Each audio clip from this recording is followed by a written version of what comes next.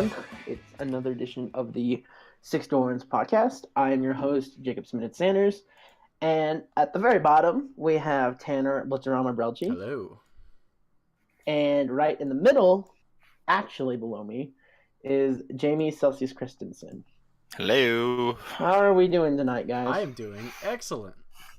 Yeah? Why so excellent? Oh, well, you know, we get to talk about League of Legends today, and boy, howdy, do I love that. Yeah? Especially certain things that happen regarding League of Legends. okay, I see where you're going now. But, you know. I thought you were maybe going to say something about baseball or whatever. No. I'm tired. I think I'm gonna just go to bed. Oh boy. Okay, I promise I won't be an ass. I promise I won't be There an won't ass. there won't be that much shit happening tonight. Just like, you know. Just a little Hey bit. man, I'm not worried about it at all. Always a little bit of banter. I'm Anyway. okay with the outcome. Anyways, before we get to the esports section tonight, we have a new patch, and it's the MSI patch, so it's actually really important that we go over it, not only for solo queue, but because, well, our next big event is MSI. So, let's get right to the patch first. But before we do so, I know Selceus hasn't played a ton of League lately, but gotta ask Tanner, what do you think of the state of the game right now for solo queue? I don't mind it. It's been pretty good. I've seen a lot of people trying to mimic the Sonateric build that we see a lot in. Oh my god, that pros. sounds awful. To awful. varying degrees of success. I've seen people carry with it, and I've seen people absolutely just throw games with it. So basically, if it's something you know and you're good at it, go for it. But I'd prefer not to see it. Anyway, though, overall, especially on your team. Yeah. Overall, though, it's been fun. I haven't had too many things. There hasn't been like anything where I've looked at it and I've just been like, that needs to change. You know, it's been good, all right. Yeah. I feel like if I'm gonna see the Sonatark bot lane in my lane, I want it to be a 5-man squad. Yeah. That's so the Tark player can say, "Hey, I'm ulting. Everyone get in my circle," and then everyone go int down the lane because you have invulnerability for the next 4 seconds. Right, so, or if I'm gonna see Tark in the game, I better see it with the Master Yi, not a fucking Sona, or some stupid hyper carry like Kaiser or whatever. Right. Because then I know they'll actually do something not. Which it sounds like this patch might also play into that Master Yi Maybe if our Discord was accurate in what they were saying. Yeah, and also Sanders, I think you might be underselling how much I haven't played League. I don't even know if I remember what the client looks like. I haven't opened it in so long. Okay. But for everybody that is curious, I have still been watching all the pro Of scenes, course. So That was the main reason we had you. I thoroughly enjoy watching League, and I think I've always enjoyed watching League more than I've enjoyed playing League. I can agree. I can attest to that. I've always enjoyed watching. I mean, I enjoy playing the game, but I've always enjoyed watching it more than. And don't get me wrong, I still enjoy when I do play the game. It's just I've been kind of hooked on a different game at the moment, and been enjoying my time doing that. And despite the fact Tanner and I have put in some League games, we have not put any League games in the last week and a half. Reason being is because the new Hearthstone expansion came out a week and a half ago. So that's all Tanner and I have been doing. Fair. Because Hearthstone is now a playable game again. Yeah. Now that they got rid of Bye-bye, stupid, Baku even again. odd. Good Yeah, God. Baku again. Oh my god. We might have to add a channel to the Discord that's just for other games, Oh, and that's not so bad people idea. can We discuss. probably could, actually. Because I've thought about that in the past, and I think it might be a good idea. Because, like I said, I've been enjoying Albion Online for the past little over a week. It just became free to play for anybody who is interested in playing a WoW-like game. I've been enjoying the hell out of it, and you guys have been playing a ton of Hearthstone, which I'm not gonna lie is kind of sounded like fun again. It's so just fun talking again, with I you promise. guys. It's actually fun again. My only problem is that I haven't played for so long that I'm afraid it would take me a long time to get, back to a status that would be playable because I'd be missing so many cards. So. You know what you do? You dust every single past expansion because they don't matter anymore. Yeah, but I have thought about picking it up again. Yeah, For it's sure. it's quite a bit of fun. I've tried to like get into like the wild or whatever because I've kept my wild cards, but every time I go back, I'm like, I remember why I don't play this Yeah, that's because all the broken shit from the past is still viable there. Mhm. Secret Yeah. Paladin, stupid. I forget what else, but there's like some really dumbass broken shit in that, and I'm just like, oh, awful. Oh, fucking Reno Lock. Reno Lock is a thing. Oh my god. The first time I played my wild game, it was against a Reno, and I had him down to 2 health. I'm like, oh, I win the game. Then he fucking played Reno, and I'm like, oh, that's right. This deck once existed. But let's not get sucked Yeah, down this the isn't rabbit hole, Hearthcast. Sanders. Let's Yeah, go it's into the getting patch. The patch. Okay, so for the patch, Joker just came out yesterday, and Jesus, then that was my joke. And... That's your joke. Good God. And then so Sheik's forward airs are much better now. Okay. All right. Scrap Every that. single one of Scrap Mewtwo's it, abilities scrap is it. now buffed. Oh wait, this isn't a Smash podcast? Oh fuck. Despicable. Oh well. Despicable. I actually know most of the changes. I looked at them. I'm just waiting. What's the next game that we can pull in here? This the next. I mean, if we're talking patches, we could talk. Oh wait, this is a MOBA, right? And there's a patch. Let's talk about Dota. Nope, people just clicked out. Yeah, that's when they clicked out. That's when they. Yeah. Not when we were referencing Hearthstone or Smash Ultimate. Right. Oh man. All right, let's get into this though. For sure. All right, so the first champion that they're changing is a Mumu. So they're touching his passive to where, if you remember, his passive is if he hits you with an auto attack, you take bonus true damage from magic damage. So cursed targets, instead of taking 10% true damage, so 10% of the magic damage converted to true damage, it's now 13%. And his bandage toss is being lowered from 16 to 8 seconds to 12 to 8 seconds, which is actually way better for his ability to maybe follow up on a gank again. Like if the gank lasts for a little bit of time, probably at the end part where they get to their turret, if you wanted to dive and trade a 1-for-1, or maybe if you had flash and got out, you could Q stun them again, take a turret shot, your leaner finishes them off, you flash out, you're good. So.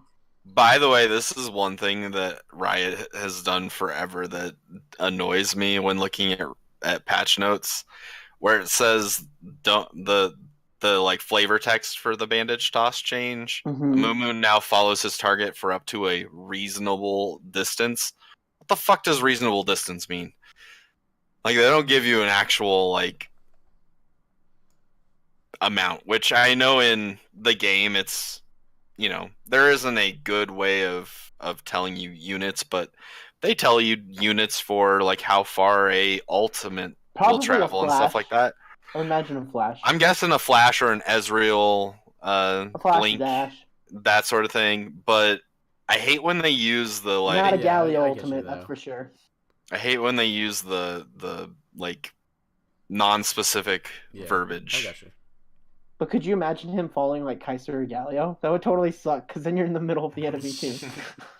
Or Oh, no. usually, what the big reason why they put in this like text is because of the occurrences that happen when people are basing, and when people would follow back to base. Before. Yeah. I've done that with Right. Thresh before. I got the hook as they got to back, and the hook And link you followed it.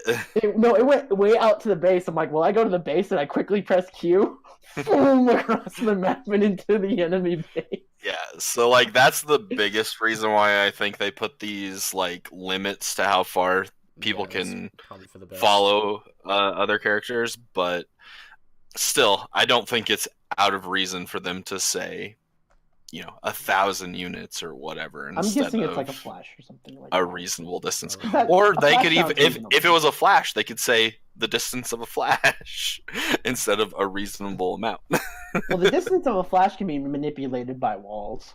It's not like there's a certain distance when you're running, but like with a wall, you can make it an extra, I think, up to 75 units or something like that. Sure, Yeah. but people know that, and so if you just say the distance of a flash, people get a better understanding than just when you I say see what you're saying. a reasonable distance. Overall, Hey, though, you know what?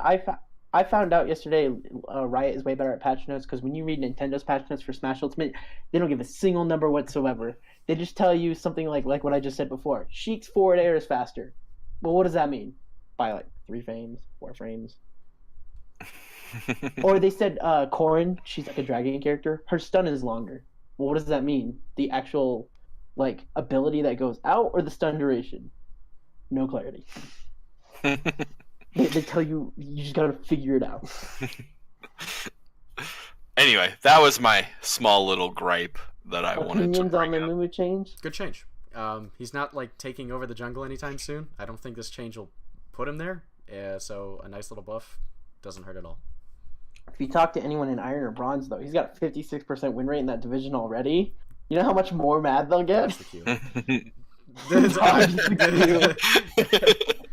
If you ever get placed with an Iron player, dodge the queue. Yeah.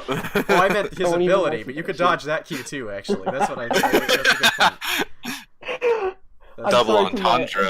I'm sorry to a couple of my friends who are Iron players. I like playing with you guys, just not ranked. All right. Who is Anyway. next? So the next one is Camille. So they nerfed her attack speed because of her jungle clear, which nerfed her the shit out of her from jungle, and she wasn't good top lane. So they're giving her back her attack speed. I guess jungle Camille back. I don't know. I mean, top Camille, I think, would probably be the priority because I mean, they basically went from you can't play your top, or like too many people are playing her jungle. So you know what we're gonna do? We're gonna make it so that you can't play her at all. And then I have not seen a lot of Camille since then. So I think this is a good like small little buff, kind of like. I mean, people didn't make as much of a they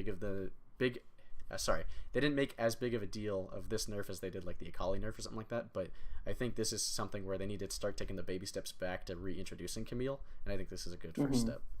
But I mean, this is the exact nerf. They're reverting the exact nerf they gave to her to get rid of her out of the jungle, right? So that's why I was thinking, at least in pro play. Well, yeah, but then it Might be used going to back do to the like jungle. extra damage too. I'm sorry, wasn't there like something against monsters that they also took out too, or E, was it just her E Okay, yeah, doesn't stun anymore. gotcha. Okay. Yeah. So anyway, well, that's a little small buff for her, I guess. The next is Cassiopeia. Shocked her so many times that they'd give her a small buff. So the only thing they're doing is her mana for her Twin Fangs, her E used to be 40 to 80, it's now 40 to 60. So when you go machine gun at, max level of E, it's not as punishing. Don't you well, I guess for what you're saying, yeah, that makes sense. But this is the ability that you get the mana cost refunded if you kill the unit, right? If you kill it, right? But when you're trying to machine gun down someone, Right, like it's a a huge Baron difference if or you're- another champion. it's a huge difference if you cast it 7 times. That's 140 mana. That's a big difference. Yeah, that's Yeah. Nope, and I think that's good. Plus, we didn't Haven't see, seen. Yeah, well, go ahead. But I was. No, I think we were gonna say the same thing. Haven't seen her for a while, so, and I don't think that this is too game changing to where it's going to make her broken. Right. Nope, don't think so. All right, so Fiora. So they're trying to reward her laning phase a little bit more. So the stun / slow duration is from 1.5 to 2 seconds, and the damage on it was 90 to 250. It is now 110 to 270, so 20 damage buff. And her E is now costing 40 mana at all ranks, whereas it used to be 40 to 60. So I think this is fine. What's weird to me though is I feel like her problem is she can't split push right now. I think her split pushing is weak, and I think her laning is fine. So I think buffing her laning is weird because I don't think that's the problem with Fiora. I think she just has problems dueling.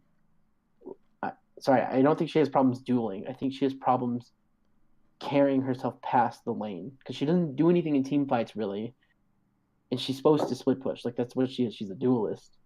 Mhm. And her split pushing is not good because tanks can take whatever it is that crushes turrets, demolish. Mm-hmm. She doesn't take demolish.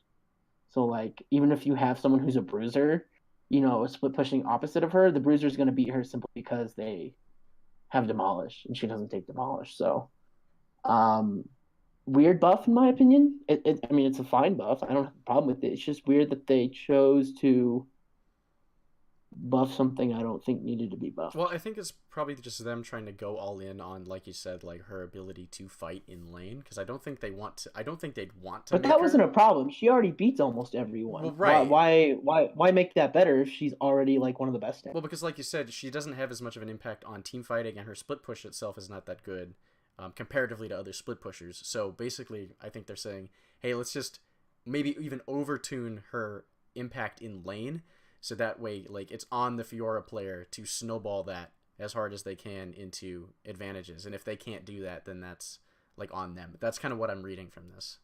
I'm gonna say one thing. If I'm gonna play a duelist, right, and I want to split push after, I'm just gonna play Jax. That's fair. I'm gonna do Trinity Force into Xiaojin's Blade, to where I have my E up every 2 seconds and I can 1v5.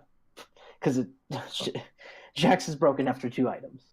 Like, there's no other way to put around it. He's broken after 2 items. The ability to cast E every 2 seconds, so basically ADCs don't deal any damage to him whatsoever, is dumb. I don't know. I feel like if I'm going to pick a duelist, I'm going to pick Jax. Like, fuck Fiora. Yeah, that's fair. I don't really have any input on this. I don't. I think that like, I guess for the people that like to play Fiora, I mean, it's a cool buff, but I just don't feel like that see the she's reasoning behind it. Yeah, I feel like the people who are really good and enjoy playing Fiora will probably take more from this than your average player. Probably. Is kind of what I get from these changes. Well, we'll see. I mean, like I said, it's a cool buff. I don't mind it, but like, I don't think it addresses what makes her not good right now. Anyway, like, let's go into the next thing, which is Gnar. They're just buffing his ultimate. The cooldown used to be 120 to 80. Gnar! 30. So, I mean, he gets it every 30. That's insane. Yeah. He basically gets his ultimate at level 17 every time he becomes Giant Gnar. Which is great. Like, this could... I'm honestly... That's pretty might cool. be big enough to make him relevant again. Like... Dude, I remember your Gnar play. I'm excited for this a lot. Because, like, again, that's one of the biggest, like, feels bads about Gnar is just like, oh, I ulted. Or I feel like I should be able to ult, and then I just can't. Because I'm, the timing on the, rage and all this stuff, it's just so... I don't know. It can feel bad to play when you don't have the ult. So this is huge. I'm excited for this a lot. I'm going to do a quick story because Tanner's heard this story many times, told it to many people many times, but I haven't told it to the podcast. My favorite moment I've ever had in League of Legends was with Tanner. It was my freshman year, and we entered a college tournament. You remember that? Mm-hmm. It was a lot of fun that year. Tanner was our top laner, and he played a lot of Gnar. And I was our mid laner at the time. And I was playing a lot of Ahri, a lot of Lux, and Lissandra. So control mages. What are you doing, copying Bjergsen? The Lux and Lissandra. Hey, this was 4 years ago. Who knows? Maybe Bjergsen copied Sanders, yeah, totally. We'll get to it later. I was a huge TSM fanboy, too, when Wild Turtle, Bjergsen, Odd One, Dyrus, and Special were on the team, so it's a good squad. I quickly shifted from TSM after most of those players. I probably should have realized back then that I don't follow teams, I follow players, but it took me a long time to realize that. Not that I don't like Bjergsen, but like after like most of that team left, I was like, well, there's just Bjergsen there. I hope he does well, but I'm not gonna like cheer for the team, right? So that's why I don't cheer for league teams anymore. I have some teams that like internally I might want to win. Like for example, this split was FlyQuest. That might change next split. But Anyway, back to your story. Playing those 3 champions, right? And we won the first game actually, and so they were smart the second game, and they banned Ahri because I got control because they took Lissandra, and I was like, I don't want to play Lux against Lissandra. That sounds horrible because if I get him in a bind, he can just ultimate it. So if I Lux ult, my Lux ult's gone, and Lissandra saves herself and I lose a cooldown. I mean, Lissandra loses a cooldown too, but like when you have basic cooldowns, Lissandra's are better than Lux's. So I didn't want to play Lux, I wanted to play Ahri. So I played Ahri the first game, and they banned it the next 2 games after. But the second game, they banned it, and they picked Lissandra again. And I was like, well, I don't want to play Lux, and they banned Ari, so I don't know what to do. Our fucking jungler, Devin. I don't know if you even remember Devin Tanner. He was the room right next to you. Devin, black hair. Not really. No? Okay. No, he was the room right next to you. We were all in the same hall. It's just Devin was right next to Tanner's room, and then Dennis and I were at the very edge. Dennis was our support. He said, dude, play Yasuo. And I was like, I hate Yasuo. No. And he's like, dude, play Yasuo. He's busted right now. And he was the number one like mid laner everywhere. I'm like, no, dude, I can't play Yasuo. And he's like, do it. And I'm like, fine. I picked Yasuo. Then I went 3 in lane. It was okay, though. Because Tanner had a monster game on Gnar that game. And your roommate was playing Ezreal, if I remember. Devin was playing Sejuani, and Dennis was playing Nautilus. So we had a lot of CC. And what happened was, oh my god, I'm always going to remember this play. We were at their inhibitor, right? And we took their inhibitor turret, and I was like, all right, we can leave. And Dennis, without saying anything, ulted the backline and got a 5-man knockup. He's like, no, fuck it, we're going in. He full Leroy Jenkins that shit. Tanner went in with Gnar and got a 5-man knockup, and when I pressed R on Yasuo, I got a 5-man Yasuo ultimate. We destroyed them and took the game. And we won our first series off of that. It was the most legendary part, I think, because we were so excited that we actually won a best-of-3 series. We didn't expect to win any games. And we literally, ran out of our rooms, ran across the hallway to each other. Yeah, we ran across the hallway. We were so fucking hyped up. Like, yeah, we did it! And then we proceeded to get smashed in our second series. We didn't have a chance the second series. It was a bunch of diamond players that we were playing against, so... Anyways, I'm always going to remember that moment. 5-man Yasuo ult because of Tanner's 5-man Gnar ult. And everyone can thank that story because there's a Gnar buff. I guess bringing Tanner, it back to the patch notes. I guess, Tanner, I need to start playing Yasuo again. Try and replicate that. I doubt it. I can't play Yasuo. I also like this change though because when I see stuff, I think about it in pro play. Gnar was a steady champion in the top lane there for a long time. There's still quite a few players though that are in the league that played a lot of Gnar when Gnar was seen. And we haven't seen him for a while, but I do think that this is the type of change that might even bring him back in pro play, especially now that you're seeing less and less tanks, and he's one of the few top champions that can has some range in his kit, but also can be very effective and wombo combo-y. So yeah. And I think the other thing, too, is teleport is huge in the meta, which, by the way, teleport has endured 3 pro play nerfs in which every time we said this kills teleport.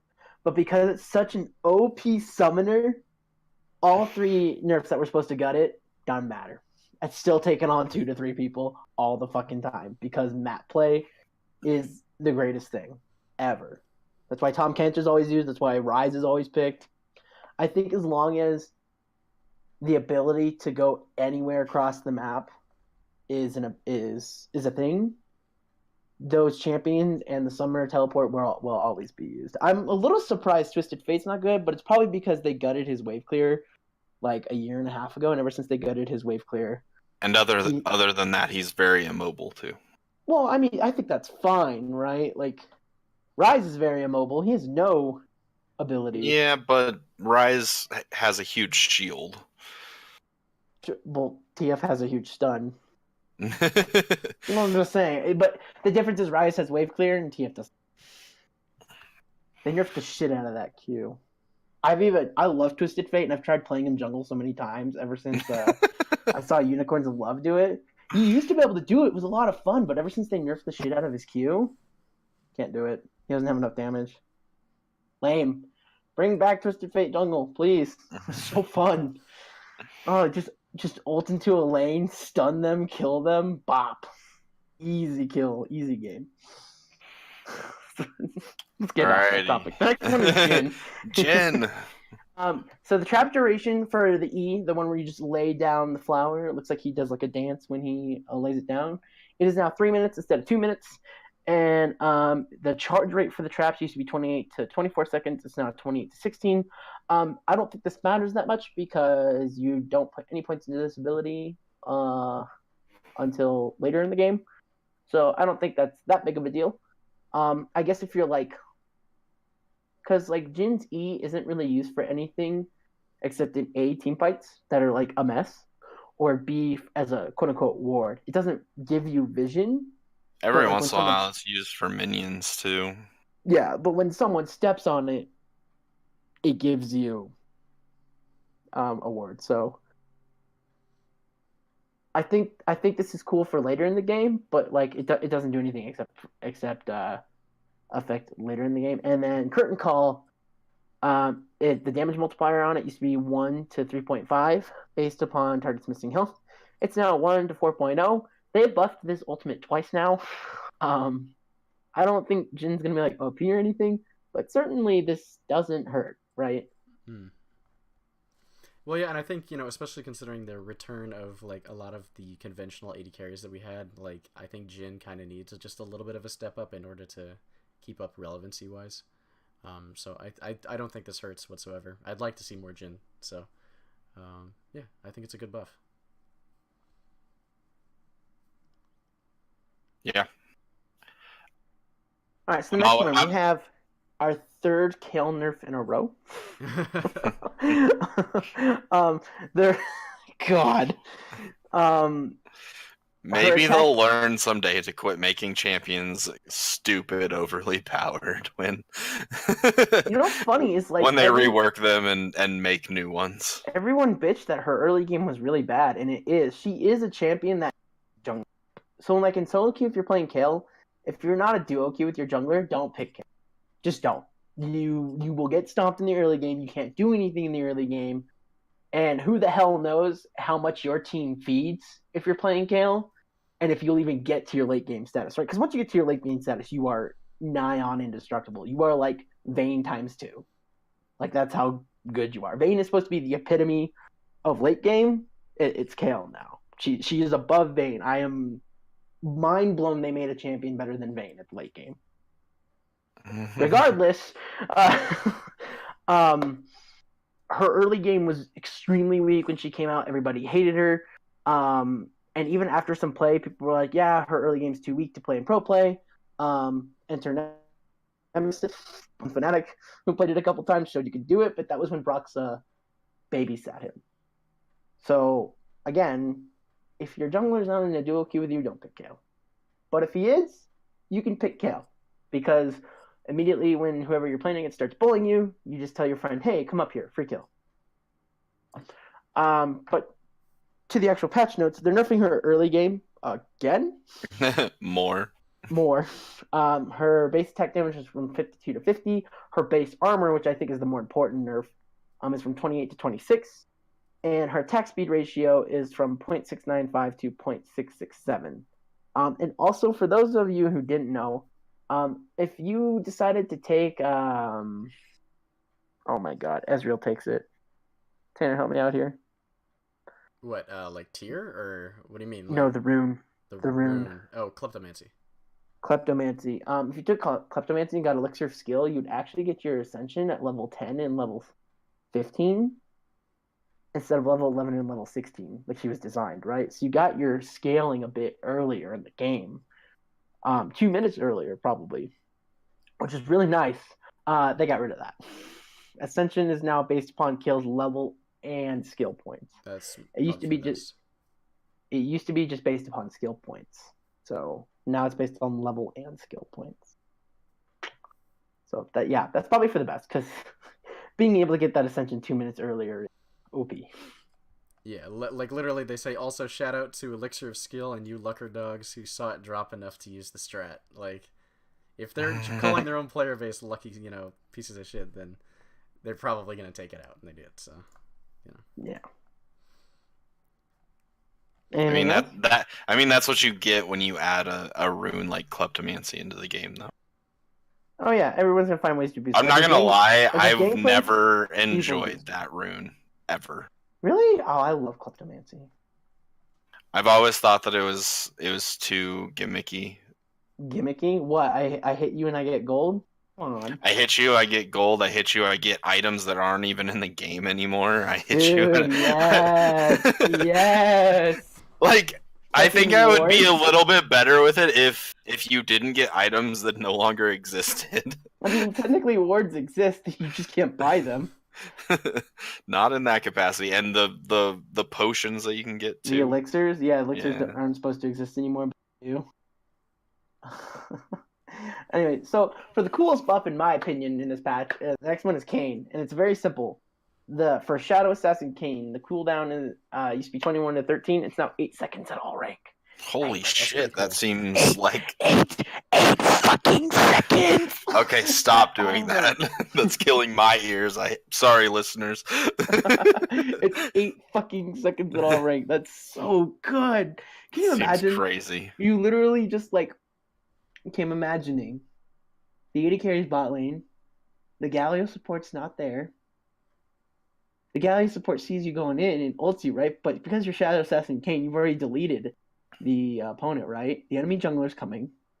So Galio thinks we're gonna get a 1-for-1 because I got a lot of CC, right? And normally that would happen. But no, my E's on an 8-second cooldown, so the second that shit comes back out, I'm out of there.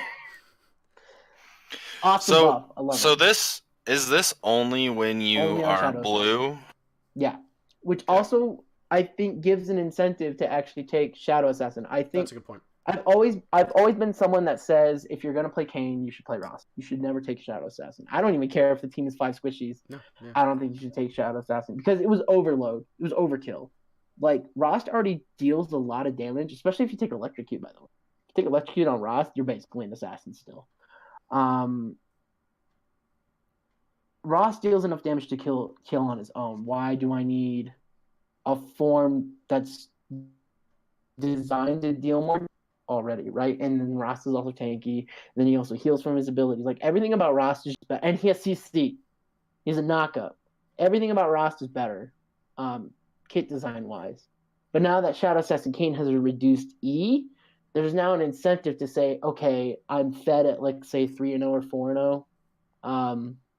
And you want to tell yourself, okay, do I take Ross or do I take Shadow Assassin? Well, you might want to take Shadow Assassin now, because now you can constantly go through the jungle with your E. You can pretty much spam that shit, honestly, throughout the entire jungle, because it gives you movement speed, and you can go anywhere you want. So that's pretty nice. And then, because you have an overloaded amount of damage, you're going to pop whoever you meet, unless they're a tank. And that's kind of what I was thinking when I saw this, or when I saw this too, is that because red form has always been the 99% of the time preferred form, just because of all of the utility that it provides. Like, you know, I like that they're doing this, because now it might actually be a choice, like you said. Yeah, and call me crazy. This might, I mean, for me too, like trying to think outside the box here. I think this might pop a little bit of a resurgence of a mid lane Kayn. Because the roaming potential on this is insane. Like, literally, you pop this, you run down, the 8 seconds passes, and it's already up again by the time that you're ready to, like, actually engage. Actually gank, yeah. So it's like with how quick that is, like, that's insane speed. So I think you could really possibly see a mid lane Kayn come out of this. Mid lane Kayn and MSI, let's go! That'd be cool. I'd love it. This is the MSI patch, by the way. I know we said that before, but I'm emphasizing this is the MSI patch. What are you laughing at? The next change. That's all. Oh yeah, okay. So Master Yi got a buff. Patrick Swayze. Yeah, that's what I was. Yeah. What the fuck? I don't even know what Patrick Swayze has to do with this. So Patrick Swayze is in a movie. I can't remember what it's called, but I know for the most part. Yeah. Okay. He was in a movie called Ghost. So, but basically, there's a lot of like he's. I was gonna say that actually, but first I was gonna make the joke Dirty Dancing. Oh well, yeah, that's true. He wasn't that too. He wasn't that too. Nobody puts Baby in a corner. The Outsiders too. That's also there. Good movies. Regardless, though, most people use like if you listen to hip hop or something like that, a lot of times they reference like somebody being Swayze as somebody being dead or a ghost. There you go. There's my little tidbit. Anyway. There's your fun factoid of the day. And the buff is in your ultimate. You can move through units. Okay. All right, gotcha. All right, whatever. Honestly, whatever. I guess this is kind of a big deal because if Master Yi wanted to chase you and minions were in the way, sometimes he would queue to the back line of the minions just to get closer to you. He doesn't have to do that anymore, I guess. He can just run through them. Yeah, whatever. It probably just feels more like a quality of life, I think. I think this is more of a, well, almost every other champion can run. They have a special ability, so maybe Master Yi should too. This is still probably only going to be like super impactful in lower elos. Solo queue. Yeah, that may be true. But even lower elos of solo queue, like how about the return of Master Yi mid lane? How about that? I can't make any assumptions on that one. No, I was joking. I hope that never happens. Because if that happens, I'll start seeing it in my games, and I don't ever want to see Master Yi mid lane. I don't know. We have to wait and see what perks and caps do. Oh, that's a good point. Oh god, yeah, they're gonna define that. Anyway, Nautilus got another buff. I actually like this buff. They finally gave him a buff I think that's worth a shit. The Nautilus buff to end all Nautilus buffs, I fucking hope not. Because this champion is still garbage. And I fucking love Nautilus. I love Nautilus. Oh my goodness. I played so many Nautilus support games when I was I also enjoy some Nautilus. a couple of years ago. So the highest I've ever gotten is 2-0 to my gold promotions. It's the highest I've ever been. Silver 1, 2-0 to my gold promotions. Then I lost 3 in a row and I never got back to my gold promotions. Never been a gold player. I am that bad. But I was playing Nautilus support at the time because it was so good. It dealt damage. It had every ability. Survivability. Well, every ability is a CC. His Q, pull. His E, a slow. His ultimate, a knock-up. His auto attack, a stun. Everything but his W was CC. Like, it was very good and very reliable. So, but then they gutted his damage on his E, and then they reduced his shield, and then they nerfed the cooldown on his ultimate, and they nerfed the damage on his ultimate, and unplayable. So, I'm gonna let you guys know right now. There's an underground grassroots like build that somebody did in Korea, and it's starting to rise. I saw it a couple times in solo. Talking about AP Nautilus. About AP Nautilus. It's so, been building in Korea, and this Skara buff, apparently has been playing it. Like this buff might actually have more ramifications than we think. So here's what's really funny about that, by the way. My friend Hanson, he doesn't play League anymore, but he got up to Plat 1. And you know what he played? This was season 4, 5, and 6. AP Nautilus? Played AP Nautilus mid. And that's how he got to Plat 1. People thought he was trolling when he did it, and actually... No, he straight up wasn't very serious about it. When I finally saw him in action when I was playing normals with some friends one time, and he locked in Nautilus mid. I'm like, dude, you're trolling. You can't do Nautilus mid. And then he's like, watch. And then he was like 2-0 in lane, and I was like, what the hell? And then as soon as I saw him do an ultimate on a carry when he had 4 damage items and it one shot the carry, I was like, holy hell. Never mind, you good. He was like, yeah, as long as you get through lane game, it's actually an insane build. And he went from Plat 4 to Plat 1 with it. I was like, that's nuts. Nice. So anyway, what happened with this champ? They're buffing the root duration on his auto attacks. So it used to be 0.5 to 1.5, it's now 0.75 to 1.5, so just early on. And then they're increasing the damage on his Q. It used to be 80 to 240. It is now 100 to 280, and the AP ratios on it were increased as well. So if you like the AP Nautilus is a little bit stronger now with not only the base stat Damage increase on Q, but also the R. There's the kitty cat. They're finally on stream. We knew it was gonna happen. But yeah. But yeah, Nautilus. Looking forward to this. It should be good. Tell us about the AP Nautilus. Yeah. Since you had some knowledge. Yeah. So basically, from what I can understand of it, I mean, I don't know.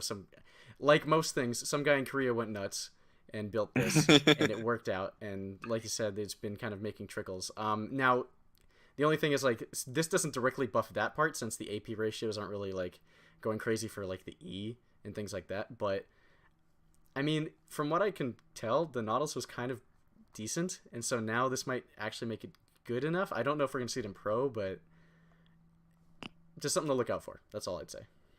So, like I was telling Selceus, Tanner, when my friend played at mid lane, like I said back then, I didn't believe him till I saw he was 2-0 from lane, and then once he had 4 damage items, about 30 minutes in, he put an ult on I think it was a Caitlyn, and 3/4 of her health went away, and then he finished her off with the Q. I was like, "You're good. It's pretty cool. You're not trolling. Really cool. I trust you." And he built Lichbane too, so like the idea was like you Q in, you do a Lichbane auto attack that stuns, right, and then you E to slow them, and then you just thwack away at them, and you reactivate your W when your Lichbane's up, finish them off.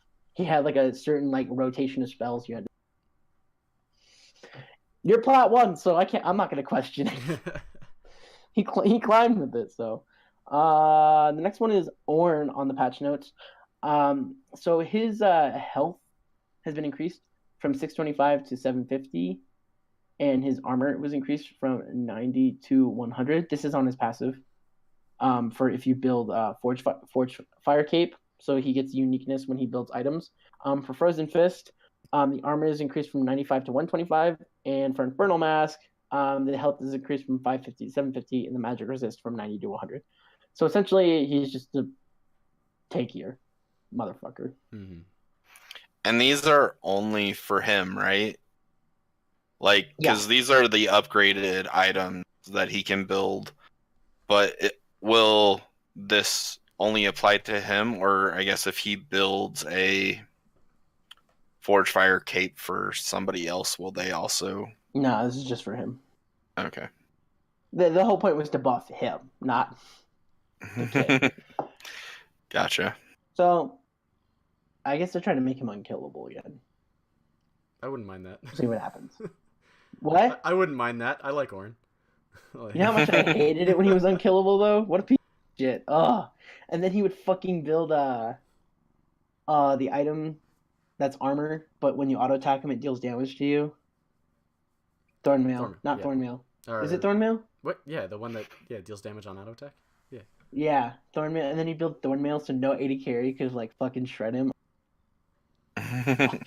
Anyway, Ornn is such a pain in the ass to deal with late game. Renekton is the next one. They're buffing him. His health is going from 572 to 575. I think that's just a numbers thing. I don't think that's an actual buff. Nice his attack speed growth. You don't like the 3 extra health? I mean, whatever. I mean, I don't like the 3 extra decimals on that thing. Like, 575 is. I think it's for simplicity of numbers. Yeah. His attack speed growth is 2.65 to 2.75. That's pretty. His armor growth is from 3.8 to 4. That's pretty nice. So in other words, he gets a total of 3 or 4 more armor at level 18, something like that. Correct me if I'm wrong. 3.6, I think is what. Yeah, 3.6 is what it is. More armor, which is better than you think. And his Q was massively buffed across the board. The healing that he gets versus champions used to be 9 to 27. It's now 12 to 36. The empowered healing used to be 27 to 81. It is now 36 to 108. And the empowered healing cap was 150 to 450. That's when you hit multiple targets. It is now 200 to 600. That's crazy. So basically like Darius. That's crazy. If there's 5 people around you, you're getting a fuck ton of health back. That is kind of nuts because I don't think Renekton is that bad, and for him to get this kind of a buff, like, man, I wish I was better at playing champions like this. It means he's got way better sustain in top I lane. know everybody when they're like when you're asking like what champion should I pick up top lane, they're like, pick up Renekton. It's not that hard. I've played Renekton a few times and I'm like, I don't know why, but my brain just doesn't work. He's a super simplistic champion. I remember when Renekton and I playing a lot of I need more simple. That's why I play Garen. That's why I play Garen. You can't get more simple than that outside of Garen. Renekton is exactly. That's why I play Garen. Oh my god. Oh Jesus Christ. You need to pick up Renekton. Renekton is a very fun champion. No, I do need to play some more, but I would first have to play the game. Ha ha ha. Anyway, the next one is buff is Sejuani. They're buffing her W. So instead of dealing 1.5% of Sejuani's maximum health on the first cast, it's now 2%. And instead of dealing 4.5% of Sejuani's maximum health, it now deals 6% of Sejuani's maximum health on the second hit. This is just to increase her clear speed. It's kind of weird how the jungle works. You make the champions shit. No one wants to play them. So then you gotta buff them. But then when you buff them, they overtake the game, and that's how unbalanced the jungle is. Woo! Yeah, the core problem with the jungle isn't the champions. It's the jungle itself. They've nerfed the shit out of the jungle so many times that when you buff champions like this, eventually they become overpowered because their stats are overpowered. Not because they as a jungler are overpowered, because their stats are. And I'm waiting for Riot to realize that they need to fix the jungle, not the champion pool itself. Fix the jungle, the champion pool will change. And then depending on how the champion pool looks, that's when you can say, okay, this jungler sucks, we should buff them, or this jungler's too good, they need to be down a bit. I like the buff for Sejuani, it's cool, but Riot's going to keep doing this cycle with the same 4 fucking junglers, where buff them, they're meta for 2 months, okay, nerf. They haven't been meta for a couple months, buff. Quickly, do you think it'll bring her back? Honestly, I'd have to play it personally. Looking at the numbers, I have no clue. But if I played it and I saw, oh wow, this damage is... Now, if the damage isn't enough, then I'd say no. The thing about Sejuani was she was one of the few tanks who could actually solo a dragon early on. Usually the people who are supposed to solo dragons are like A, sustain, and B, damage. So like Kindred, Lee Sin, Warwick, Xin Zhao. Those are all people that deal damage, right? And they're bruisers or full-on damage. Like Xin Zhao and Zerus, and Lee Sin is either assassin or bruiser, depending on how you build him.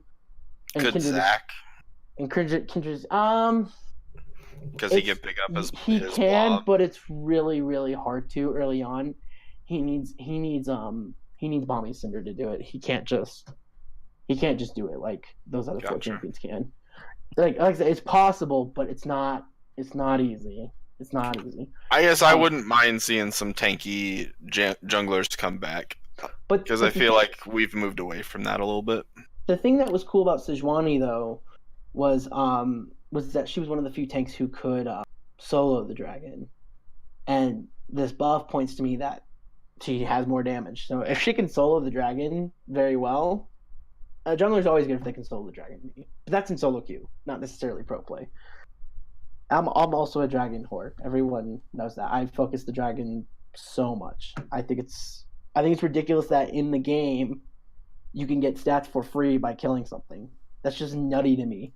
And the fact that other junglers don't ever want to contest that all the time is nutty to me too. Whenever I get a dragon for free, I'm like, why is no one here? I'm like, I just got free attack damage from Infernal. I just got free movement speed, so I can outpace my jungler. I just got an Ocean Drake, so now my laners are consistently healthy and have mana. Like, what? Why doesn't that sound good to the enemy jungler? But I guess they don't. But anyways, those are the type of junglers I play too. If they can solo the dragon, if they can't solo the dragon, I don't give a shit about them. So. Next. Wait, Tanner, I'm sorry. Did you have anything on Sejuani? No, not really. I think same thing. I'm just gonna have to see it in action. I mean, I don't think she's awful right now, but comparatively to like the other junglers, obviously, I can't remember seeing her this weekend, that's kind of one just big, hint saying like, hey, she's not that good. So, hopefully this helps a little bit because I think she's a really interesting champion. Yep. Okay, so next is Singed. Oh, I wish they would just I wish they would redo him. I don't like his gimmick. He needs a redo. But they're buffing the health regen on him from 8 to 9.5. Tanner, I think we had this argument on the podcast. It was you that supports the style, the gimmicky style, right? Yeah. Of just running around. Yeah. It's like, I don't know. There's no other real champion that kind of like has what he has, and I think it's kind of an interesting thing because you do have to change your fighting style, both playing against him and playing against him. Fighting style? You mean don't do anything? Well, there's plenty of champions that are walk around. Look, good Singed players will always be really good, but I mean, I don't know. I've never had a problem with Singed as a champion. I think he's like all champions. He's good when he's played well and he gets ahead, but I mean, there's plenty of times where Singed just shits the bed and can't do anything. So I personally don't have a problem with it, but I also think he's a good, obviously he's a bit of a noob stomper sometimes, but I think it's also good. Oh, he's like 10 health. Let me go get him. Exactly, because it kind of helps teach. No, poison, I'm dead. Right, the newer players hey, maybe you shouldn't try to chase every fight. Maybe you shouldn't do that. Maybe instead you should look at that turret. It's just maybe you should follow rule 1. Right. Yeah, rule number 1 of League of Legends: you don't chase Singed. Exactly. So I personally rule number 2: you don't chase in a fog of war.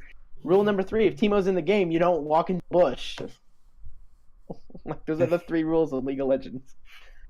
Oh my goodness. The W on his mega adhesive, the slowest from 40 to 60%. I think that's pretty good actually for gank potential when your jungler's coming. And his fling, the mana on it was reduced. I think the most important buff here is that he got a 20% bonus on his slow. Did you also mention his health regen went up? Yeah, we mentioned that before we got into the tangent. Oh, okay. Yeah, never played Singed, so I don't have any. When I first started this game, I don't even know if I own Singed. When I first started this game, I played a lot of middle and top, which is shocking because I hate middle and top. I've not played middle and top in years. When I first started this game, I played a lot of middle and top. A lot of Ahri, a lot of Lux, a lot of Renekton, a lot of Garen, and a lot of Singed. Those are the 5. A lot of Annie. A lot of those 6 champions were the ones I played a lot of. Then I found my home in the jungle, and then I found my home at support. Honestly, whatever on the other 2 buffs, but I think the adhesive is the important. Tanner? I don't know. I think this is just kind of nice quality of life, but I would agree. Adhesive is probably the biggest change, and can definitely help the ganks. But I don't know. I mean, I don't think he's going to be in pro play still, and when it is, it's going to be by fringe guys who are like gods at him. So I don't mind it. It'll be Impact. That's fine. I'll take that. Okay, by the way, so whoever put in these buffs wants Trundle to be meta. These are big. Oh yeah. The bonus damage on his Q, which by the way, when we say bonus damage, we mean bonus attack damage. Not bonus attack damage. Sorry, that's the after effect of his Q. The bonus damage on the auto attack used to be 20 to 80. It's now 20 to 100. And he gets to spam the shit out of this thing in fights. Like every 2 seconds, I think, is when it's up or something like that. And his subjugate went from 190 to 70 to 60. These are a lot bigger than you're probably thinking. This means one of 2 things. This means his jungle clear is way faster. Way faster. And the second thing it means is he might be able to be played top lane again, but I'm assuming this is jungle. So they made his jungle clear speed way faster. Which is not something to hint at because he was already fast. Yeah. If you look at my match history, the last 2 games I played were Karma and Trundle. That wasn't the Karma game was an ARAM, so that doesn't count. But the Trundle game, I went 7-1-6 and I didn't build any damage. I went 3-0, built Cinderhulk, died once, and I got 4 more kills. I mean, I guess I built Hydra, the health one, but that's not a lot of damage. It's 35 more damage. That's not a lot. But his base stats are so good that I just ran down anyone who dared challenge me. Like, it didn't matter. I was just like, I'm a tanky motherfucker. I built tank. Like, you can't kill me. I have a lot of base stats. You're dead. It was really funny. What this Jinx kept toying with me, because like she kept like throwing out her chompers and I couldn't get close to her. Whatever, till finally I just flashed on her ass, chomped her, subjugated her, and then I walked away because she was so low and she died. Oh my god, the all chat was nuts. She's like, "What a fucking broken ass champion." I'm like, not really. It's not that great. And now I see these buffs. Good champion. I expect him to be played in MSI 2%. The next buff is shocking. It's shocking since they're putting out a skin for the champion. Buff, you mean nerfs? I just meant change, but I guess it is a little shocking that they're nerfs. I hadn't read it yet. I just saw he was in the patch. I'm not gonna lie. They're nerfing Zed. His base damage was 90 to 230 on his Q. It's now 80 to 220, so they're nerfing it by 10. And his Living Shadow, the cooldown for it used to be 20 to 14, it's now 22 to 14. I got really no big opinion. Tanner? No, I don't really play Zed. And I don't know. I kind of ban him a lot because I just don't want to see him. So personally, that's fine. But I don't think this will affect pro play too much. I think this is just like the slightest tweak to kind of affect his early game, and that's fine. Has he really been getting played that much? Surprisingly, yeah. Like in solo queue? Because you're solo not seeing him in pros that much. Champion. You know, he's popping up in pros more than I thought he would. I think the fact that he's popping up at all, I think is something, because like he's a go-to champion for people like Nuke Duck and even Faker whipped him out a couple times. It's like but it's still in like specific matchups. Right, like right, it's never like he's not in the state where he was constantly picked or banned. That's true. Many years ago. So I guess because of that, and because it is only in like fairly rare matchups that you see him being picked in pro play, that I was thinking that why I didn't realize that these were nerfs, because I didn't think that he was really being played that much. But maybe in solo queue it's different. I think in solo queue it's different because for whatever reason, once you get to Silver 2 and higher, like in between Silver 2 and Diamond 5, Zed is just everywhere. You got these mid laners thinking they're the next fucking Bjergsen or Faker or whatever. They're like, I'm gonna play Zed. It's like when so many people played Lee Sin. And when you look at their match history, they either go like 11-3 or like 2-9. Like they pop off or they don't. Like they don't know how to play Zed when they're not ahead, right? Like those are mostly what Zed mains are. They know how to play with him ahead. No idea what to do. They're behind. So whatever. Anyway, so he got a nerf probably because of his prominence in solo queue. Bilgewater Cutlass. The cost of the Cutlass itself was increased. I think that's fine. They're trying to roll back on some power scaling of some marksmen who prefer Cutlass, which is a discount to BF Sword. The problem I have, though, is that they're increasing Blade of the Rune King, which I already thought was an expensive. It's going back to 3,300 gold. They reduced this a year ago, but they're putting it back to 3,300 gold. I can't say I actually like that change. I think it's already an expensive item at 3,200. So, I guess what are the champions that use it? Vayne. Not even Vayne anymore. I don't think she just builds Rage Blade. I mean, I can think really? of Varus. Lucian, the Gnar, depending on if a split push Gnar. There's got to be some other top laners, right? Like Lucian uses it. Wait, did I say Lucian twice? You did. Damn it. Okay. He just really wanted to emphasize it. I can't think of another top laner outside of Gnar. Okay. If you're going the attack speed build, Kindred uses it, but I personally don't like the attack speed build. I like the crit build with her. And does Callista use it? Callista, yeah, this is the first item for her.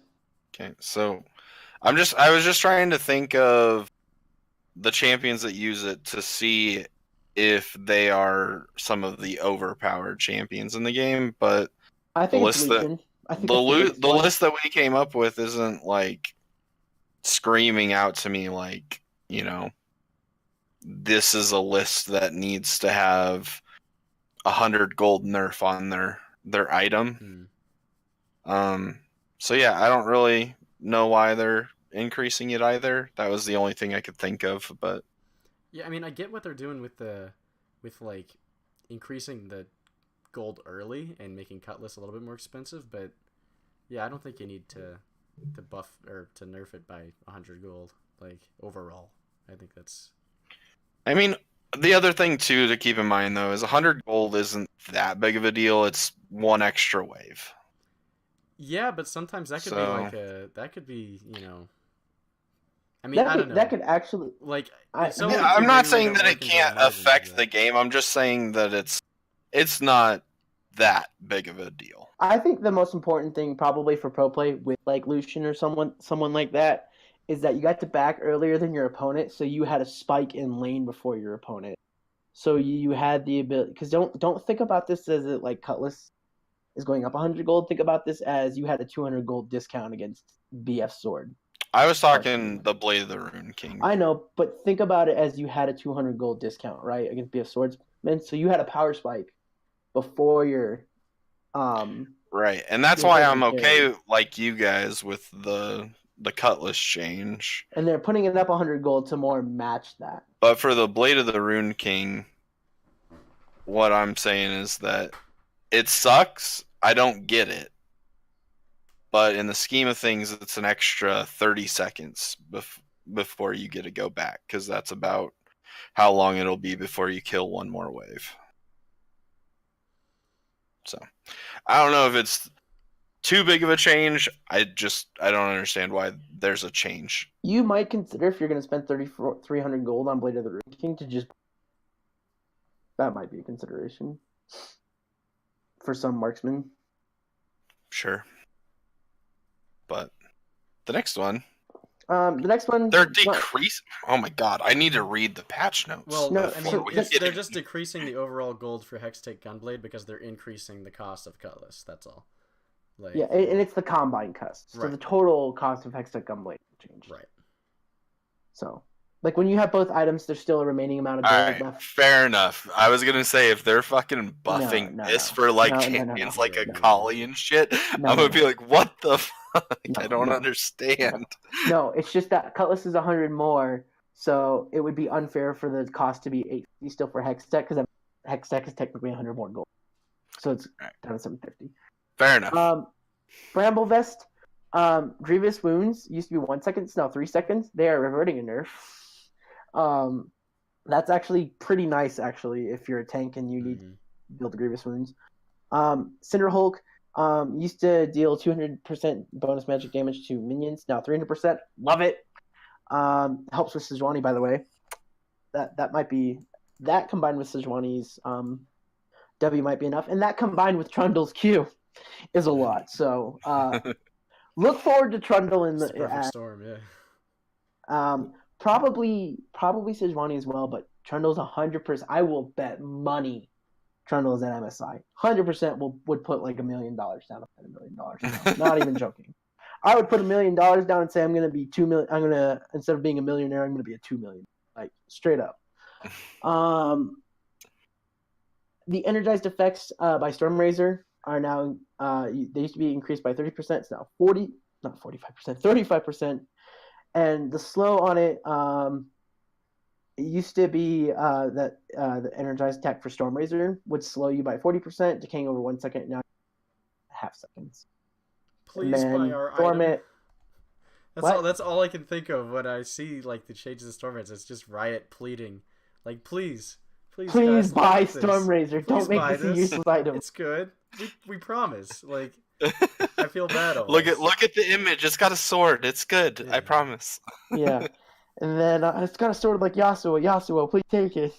And then Thornmail is going to have more duration. And there's only one change to runes. Coup de grace. It no longer grants 9 bonus attack damage or 15 ability power for 10 seconds on champion takedowns. it just now gives you bonus damage to champions below 40% health from 7% to 8%. I don't know what that does, actually. I don't know what the reason for that. Yeah, I think you just deal more damage to low target health. I guess. I think they just did the best that they could to roll the adaptive force into bonus damage and then just make it simpler. I mean, that's all I can really get there. All right. Well, with that, we have the patch notes. Is there any comments besides the fact that it turned out to be meta? On the patch, not really. All right, cool. We are going to get to our esports section then. So, do it. So I was really dumb, and I did not go to the restroom before this. So I'm going to take a restroom break. But Selceus, you're our esports man. I'm going to let you take it away. We're starting with our first series was Origin versus Fnatic. What do you got? Alrighty. Well, this is the like actual series of EU. Yeah, I guess to kind of to kind of spoil a little bit, but there was at least a little bit of back and forth. In fact, in game 1, if I remember correctly, OG or Fnatic was in the game for a portion of it. To be honest, I've kind of forgotten about this series. Like Sanders did completely.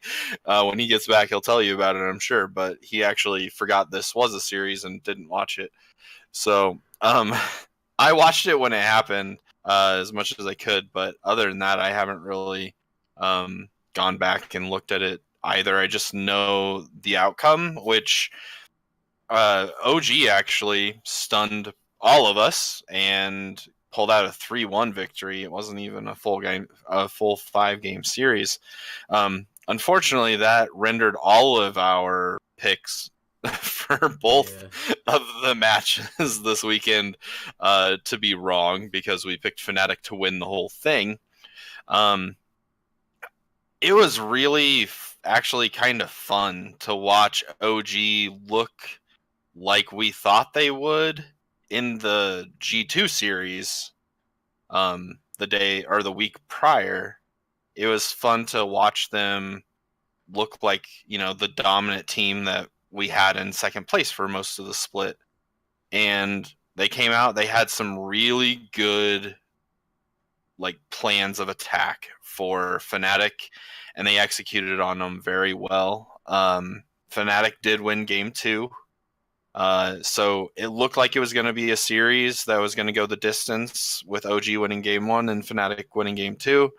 But then OG came out, or excuse me, Fnatic won game 3. So I guess nix that. OG won the first 2 games. Tell me which one is right. I don't know how I'm reading this. Did OG win the second game or did Fnatic? So, from my recollection, OG won the second game, but let me just double check to make sure. So, yes, okay. Origin did end up winning that second game. So yeah, I mean, this was a really interesting series for a couple of reasons. I think a lot of us, obviously all of us, were expecting a better Fnatic coming into this series, and I don't know what happened. We had finals. We had Fnatic winning finals. Yeah. I hopefully thought we had a better Fnatic. Right. Yeah. No. It was. This was not a good Fnatic team. I don't really have kind of words to describe what occurred for Fnatic. They just didn't show up. And maybe it's just because they thought that Origin looked so bad in their previous series against G2 that they just didn't need to practice, or I don't know what the hell it was. But this was possible they were prepping for G2. It's possible but this was borderline. This is borderline like embarrassing from Fnatic. So I will tell you the 2 things I think happened to Fnatic. One, they can't play Sona Tarek. Which happened in game 1. They tried to, and I think it was the only time maybe that I saw Sona Tarek lose this week. Yeah, it might have been one of the. Could be wrong with that. I could have been wrong with that. No, Sona Tarek lost in G2. Origin played it and they got fucked. Oh yeah, that's true. Right. Well, fair enough, but we'll get to that because there's another reason why that happened. It wasn't because OG played it poorly. I think Reckless looks absolutely garbage on champions that he's not comfortable on. Which are that's why he didn't play in the mage bot lane meta at all. Yeah, and they maybe should have thought about that again when they went to Zona Tark, or they just should have never done it in the first place. Anyway, they can't play it. They looked awful on it. The second reason why they looked so bad is Bwipo had a really bad series. Oh, it was awful. The one game that they won, Bwipo looked good. But other than that, he looked awful. And that's even when he was on his comfort champion, which is Aatrox. In game 1, when they did the Sonataric, he played Aatrox. He got his ass handed to him. Because he did what Bwipo does, which is overextend without jungler help. And he does it over and over and over again. It's his biggest weakness. If he could fix that, I think that he would be much better. The better top laner in EU. Like, I think that I think he would rival, the top spot because he's very talented. Don't get me wrong. He's also very cocky. Yeah, he's also very cocky.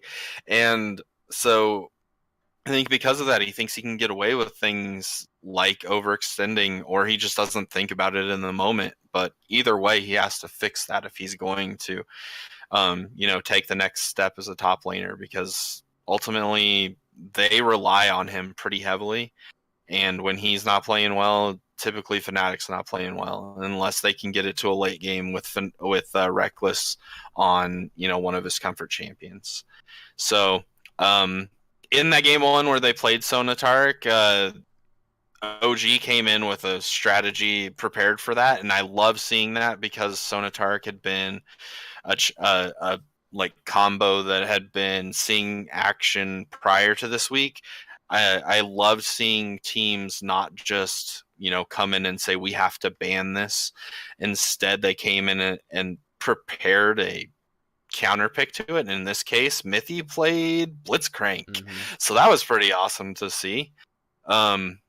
This was also one of the games that Nuke Duck played Zed, like we mentioned. So there was that. In game 2, Patrick and Mithy showed Reckless how to play Sonataric. And I also thought it was very interesting, but Reckless played Twitch. That was a shocking lock-in. And Hylissang played Annie. 2 champions that I don't remember the last time I saw them be played. But overall, those first 2 games, OG, I feel like they just outplanned Fnatic. And like Sanders said, it may be because Fnatic was overlooking this matchup and just preparing for G2. But I guess this is why you don't do that. And I feel like this has happened necessarily with Fnatic, but just in general where teams are overlooked and then they come out and have a good game plan and proceed to, shock everybody by taking a series off of a team that didn't prepare for them. So I think that's a blunder on Fnatic's part as well. But yeah, no. Oh, go ahead. No, I was just gonna say, it was such weird drafting, I think, too, by Fnatic throughout this entire series, because like you just said, they basically willingly put their top guy, Reckless, on champions that he either hasn't played in a while or just aren't that great, in the meta, and pair him with bot lanes that it just doesn't feel correct or cohesive. And so when the rest of the team isn't picking up the slack, you kind of expect that, okay, Reckless is always just going to be there, and maybe he can help turn the game around. And he just wasn't in both of these 2 games, and I think that really set the mood for how Fnatic was going to handle the rest of the series. Yes, they won game 3. From what I remember, it was pretty. I think it was fairly not close. I think Fnatic. Oh, it was. They won it handily. Yeah. They had 13k gold lead. The skills were 18-4. Right. But I was gonna dive into this game a little bit. Yeah, this was the best draft for Fnatic. Mm-hmm. They came away with the like ultimate comfort comp for these players. Whippo again got to play Aatrox, which he played. I'm gonna look real fast. He played Aatrox all 4 games, so he was on a comfort champ the whole time. But Nemesis was playing Lissandra, something that he's played a lot in this split. Reckless was playing Vayne, and Hillsong was playing Pike, which the casters have pointed out multiple times, but when Reckless plays Vayne, they gank bot lane like level 2 almost every time. By almost, I mean every time. To just try to chunk out the other bot lane and relieve the pressure because Vayne isn't, good at farming because of her range. So they do this every time, and they did it yet again. And it worked. They were able to chunk the bot lane of OG. Reckless was then able to farm freely. And what does Vayne want to do? She wants to get items, so she needs to farm and get to that mid to late game. She was able to do that. Everybody else popped off, like we said, wasn't close at all. But unfortunately, this was the only game that was like that. I guess they tried to mimic it in game 4. The only difference with the team comp was Reckless was on Kai'Sa instead of Vayne, and that's because OG banned out Vayne. But again, OG had some counters ready, and Nuke Duck played Silas. Nuke Duck went off on Silas. He did. He had a hell of a game. And then the meme became true again. Mithy played Tom Kench, but I guess the part that wasn't true is he didn't look awful on it. So he actually played a good game. Kept his carries safe. Also didn't feed his ass off. So between all of that, OG won this game pretty handily too. It was a 10k gold lead at the end with another double-digit difference in kills. So this was by far the better series of the weekend for EU. And it was also a surprising series because of how good Fnatic had looked, and how poor OG looked in the G2 series.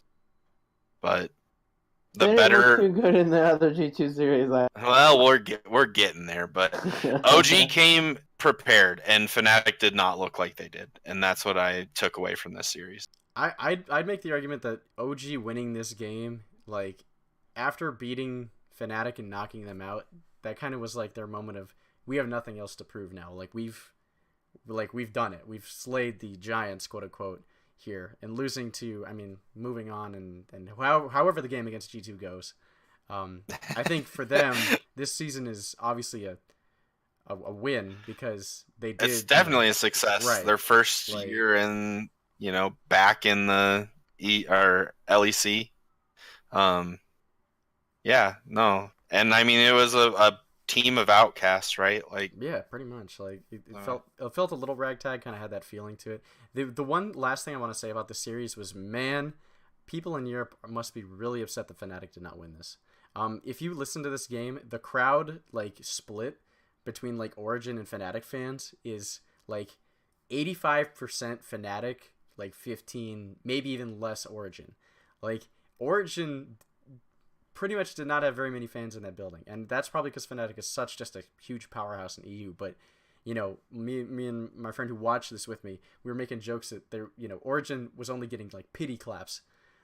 They were getting polite, yes, very good League of Legends there, gents, kind of claps. Yeah, exactly. Those were the kind of claps they were getting, because every time it would even look like Fnatic had an inkling of a chance to do something, uproars, absolute uproars. But then OG would just stuff them out, and it would just be silent. It was it's the weirdest thing, because I've never heard a game get that, because even in the Korean games, when the Korean teams were getting manhandled during Worlds, you'd still hear something. You'd hear people with You'd hear a lot of moaning. They were so depressed. Even minus the crying that happens in Korea, and I don't mean that offensively. It's just they get really passionate about this, and I love that. even without that, you still can hear people kind of like their anticipation building, just like the, kind of thing. It almost felt like there was none of that ever, unless Fnatic was like convincingly going to win a situation. It was the weirdest thing to me. Like, I've never seen that before. Yeah. Even if Fnatic would have made it to the finals, it still probably would have been like at best 60-40 for Fnatic. Oh, yeah. Like, Fnatic just has such a big fan base. I'm surprised that, you know how like when TSM isn't even in a series, people will still do a TSM chant. Yeah. I'm surprised that doesn't happen with Fnatic around the world. Like, Fnatic doesn't really have a chant per. I mean, you could do Fnatic or whatever, Yeah, like if you wanted smooth, to. Though. Yeah. Reggie's a smart guy. TSM just rolls off the tongue like that. So it does. Fair enough, but anyway, I think that even if they would have been the victors of this series, like, you know, even though G2 has also been a very successful team over there, I think that Fnatic still would have had the majority of fans in the audience.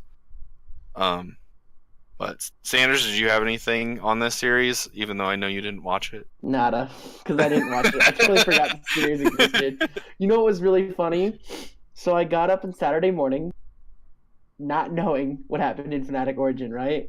I literally I was making bacon and eggs for myself and toast, right? And I turned on the LEC live channel, right? And I'm listening, and they kept talking about Origin. I'm like, why are they talking about Origin? And I finally looked up and I saw that the draft was G2 versus Origin in game 1. I was like, what? Fnatic lost? Like, I literally like dropped my knife. Oh, that's funny. When I was buttering my bagel, because I made an egg and cheese and bacon bagel sandwich, and I was like, what?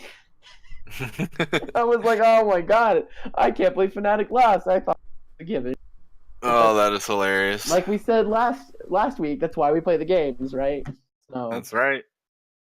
I didn't watch that because I watched G2 Origin and I was like, I'll watch Fnatic. Totally forgot about it. Yeah. Nah, I don't think it's that big a deal. The EU, like, as much as I enjoy the format of everything over there, NA was definitely the more exciting region for playoffs. Probably. But not saying that we have the better teams, because we're about to talk about G2 and holy shit, do they look scary. So G2 3-0'd this match. And I don't think we need to spend much time on it, because it was pretty much a 3-game eulogy by the casters. Yeah, it kind of was. They kind of just like, especially game 3. 12 to 15 minutes in, they were just talking about how G2 had won the game. And like, when that Origin, we're like, how did they get back? And Froskier would be like, they could do this, but I don't think that's possible. And that was it. It was like, I think they could do this, but that's not possible. Yeah. The casters had like zero hope for Origin, and pretty much Origin had zero hope. So here's what G2 did. Dominated. Done. Scope. I'll tell you, if you didn't watch this series, just go watch the draft. Don't watch the games, watch the draft. Once you watch the draft, you know exactly what happened. For example, game 2, there was not a jungler on G2's side then. And by that, I mean Jankos played Morgana carry. He played Morgana carry in the bot lane, while Caps played Pyke support in the bot lane. So you're thinking to yourself, well, why he are they didn't bot play lane? it in the bot? Did he play it in the bot lane? Yeah, he played it in the bot lane. Okay. While Perks and Perks and Mickey X, thank you. They played funnel.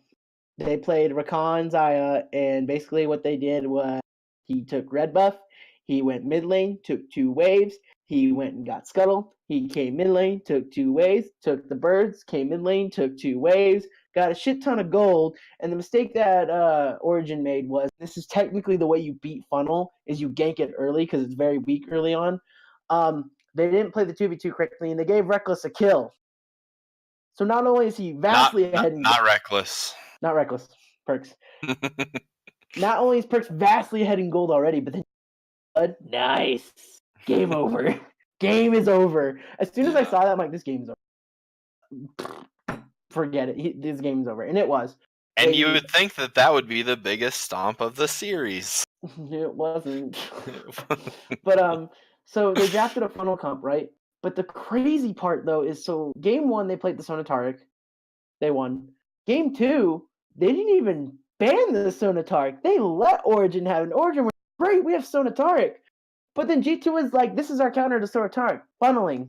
We put Morgana in the bot lane and you put Pyke. So Pyke is your threat to kill, right? Because he has AD and he has his ultimate. And Morgana clears waves.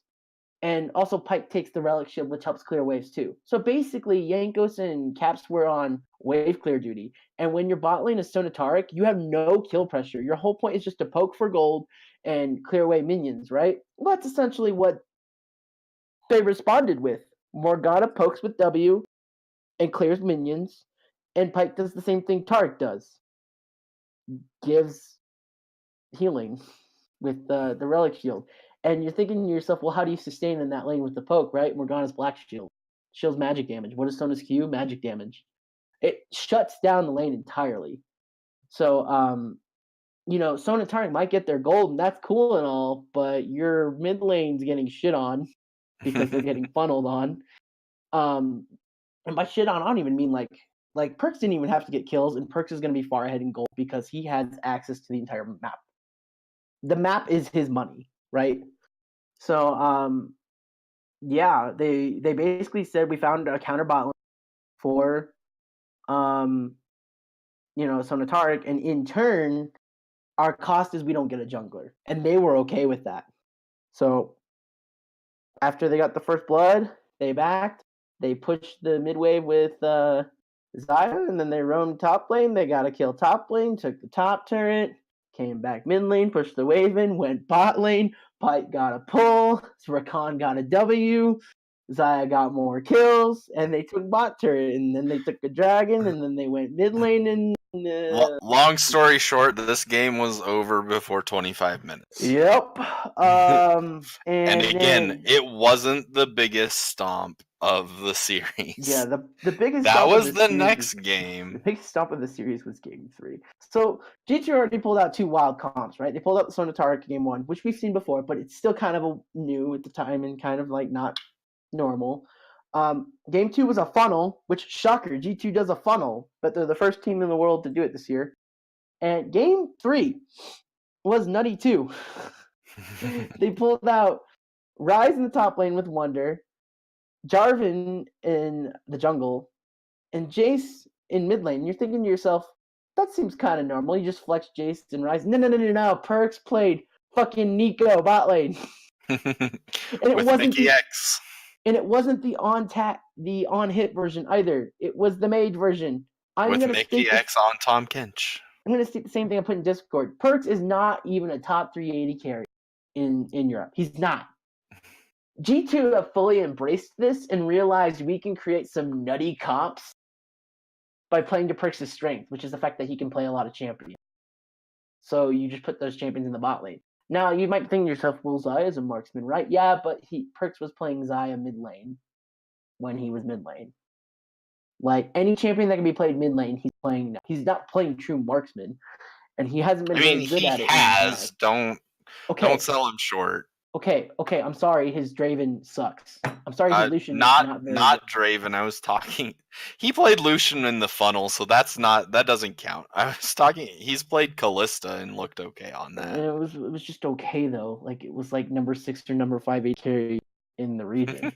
My point is that G2 have fully embraced the fact that they have a bot laner who doesn't need to play marksman, and that's okay because you can have Jarvan as your AD and Jace as your AD. That's fine. So the story of this is that G2 they didn't show their full hand, but they showed in 3 games to Origin and to Europe and to the rest of the world. This is what we can do in drafting, and there's plenty more that they can do. They could put Swain bot lane if they wanted to. You could argue you could put LeBlanc in the, honestly. They ended this game before you could surrender with a unanimous vote. Yeah. Or without a unanimous vote. Yeah. This It was series, 18 and a half minutes. this series, game time lasted 72 minutes. You know what the record was before that? Either of you? Nope. The record for the fastest EU finals was 102 minutes. They finished in 72. They beat it by a half hour. They beat it by 30 minutes. This was obliteration beyond judgment. FYI, so that eulogy that we were talking about, by the way, that was literally the entire third game. Like, oh yeah, the casters started feeling bad because they like literally were saying nothing nice about Origin, and they couldn't stop though because it was such a beatdown. At one point, so when they were like about ready to end the game, I think it was maybe about 16 minutes when they were breaking into Origin's base, they put down the Scuttle Crab to hit the Nexus turrets in a professional game. That's nuts to me. But anyway, I remember Frostgear. You mean they put down Shelly? Yeah, not the Scuttle Crab. Yeah. Anyway, so all I remember is Frostgearin saying the silver lining for Origin is that they don't have a dancing Shelly right now. Because if you are unaware, which I'm pretty sure everybody listening is, but if you end the game before Shelly has died, which can somebody please think of the word, like the actual name of the creature that is Shelly? Because I can't. It is Shelly. That is the name like, of the creature. Well, no, like, you know, like Scuttle Crab, like Dragon, like, what is it? I can't think of it right now. Oh, actually, no. I just know the name is Shelly. Oh, the Rift Herald. The Rift Herald. Thank you. No, you are not coming through. I can't hear you. But Okay. Rift Herald is the word. I was saying that for like 5 times. I was like, why aren't they hearing me? Why can't they get Sorry, man. Yeah, no, you're good. But yeah, so if you are unaware, Rift Herald, if you win the game while Rift Herald is still alive, and out on the map, it will do a dance. So that is what Frostgearin was referencing. Origin. They didn't have that was the silver lining, was that they didn't have that happen to them in a professional game in the finals of the region. That's crazy. My big takeaway for this is good luck to Liquid, good luck to SKT, good luck to you mean T1? Whatever. They still call him SKT when I was watching the cast. I had to.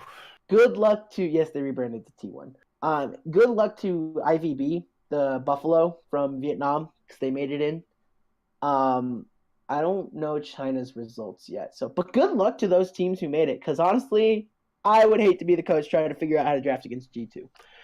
I think the weakness to their drafts is that Wonder has to have a good series, and I think that's going to be hard against Impact, the Shy, if Invictus Gaming makes it. Khan from SKT, like your top lane has to not lose, because I can imagine holy shit, I can imagine if the Shy was on Jax and kicked Wonder's ass. Are you going to ignore the Jax splitting top lane to keep your funnel comp up?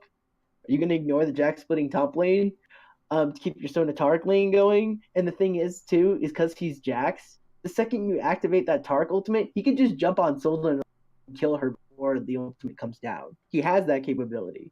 So, your top lane needs to not lose.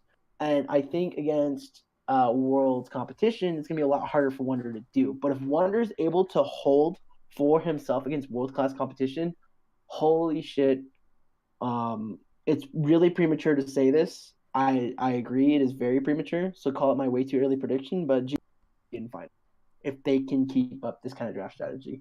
Because if you can make a team say, okay, what are they going to do? Because that wasn't nerfed in the 9.8 patch we just talked about. Are they going to do funneling? Because we know G2 can pull it off, and no other team has so far. Or are they going to do a normal standard 1-3-1 comp? Or are they going to do a team fighting comp? You have 4 things that you have to prepare for, not 2, which is usually what you got to look at. You got to look at 2 things that a team can do, and what are their specializations for champions. G2's got 4. Good luck. Good fucking luck. All I know is that it definitely hypes me up to see international play. When you see a team dominate its region like that, you want to see it against the best of the other regions. Oh yeah, And for sure. so I'm definitely hyped to watch. But yeah, that was that series. I'm actually surprised we talked as long as we did about it because it really wasn't. It was a beautiful stomp. It wasn't like we may have talked about as long as all the games combined. The games were boring, I will say, but like the drafting was just gorgeous. Like the strategies were amazing. Yep. I honestly can't wait to see what other bullshit cheat with knowing that person can play whatever he wants. Darius bot lane next incoming. I'm not putting anything. I'm not putting anything past them. Tanner, you got anything on the series? You've been quiet. I mean, I think you pretty much summed it up. This was, I think for me, this series kind of put to rest any concerns I had about G2's like ability to play as a team. Yeah, same here. They can play as a team. They played all 3 of these games. Yeah. Yeah, and it almost feels like what we initially were interpreting as just like messiness from their original games may not have even been that. It just may have been a sort of like, we're just that good. Like let's just we can afford to be a little unclean, and when it counts, they just dominated. This wasn't even close. And I think you're right. It'll be interesting to see how this kind of stuff stacks up against teams like T1, where T1 hasn't lost a game in 8 straight in the playoffs. So we'll have to see because they're on fire. But it'll be interesting. I mean, it definitely makes for good watching in MSI. So I'm very excited. And I can tell you why Tanner hadn't said anything. He was saving his breath for the next series we're going to cover. That's God. Fair. That's fair. I definitely was more invested in that one. I could let you two take that over. I have a lot of thoughts on it. All right, so I plan on letting Tanner take the floor straight off to. Yeah, sure. So G2. Well, to finish up Europe, G2 is our MSI representative. Obviously, I'm excited to see them there. We'll see how they match up against the likes of T1 and everyone else, right? And we'll see how they match up against our NA competition, who I don't have a lot of faith in right now, but we'll see. I wasn't going to have faith in either TSM or Liquid if they won, but we'll see what happens. Speaking of Liquid and TSM, let's go to their match. I feel like there's nothing like karma. This is the one thing I'm going to say about the series. There's nothing like karma to bite you in the ass. Because I'll be honest, I watched the TSM Cloud9 series 3 times, and every single time I told myself the better team lost. TSM looked really good, no lie, but I thought the better team lost because, if you remember, I said there were only 3 clean games in that series, 2 by Cloud9, 1 by TSM, and it really concerned me that the team that won were the ones who played the more sloppy games, right, when winning. And Cloud9 had a clean 2-0 game. They just couldn't finish off 3, 4, 5. So TSM reverse swept in a very messy way. It's kind of only fitting that I think the team that shouldn't have been in finals got reverse swept. Now, to give TSM some credit, they played their fucking hearts out. TSM played very well all 5 games. Now, a lot of people can flame Sven for making the mistake game 5 where he was checking Baron, base checked it, got caught by Skarner, and after that, Team Liquid just took Baron, and that totally reversed game 5, which looked like TSM was going to win game 5. I don't think you can flame Sven. A lot of people are going to point to that's the turning point. It was, but it wasn't the end because there was a huge dance around Elder Dragon. I feel like TSM could have made a call to send Broken Blade to the mid lane and push the wave and force Team Liquid to respond to that.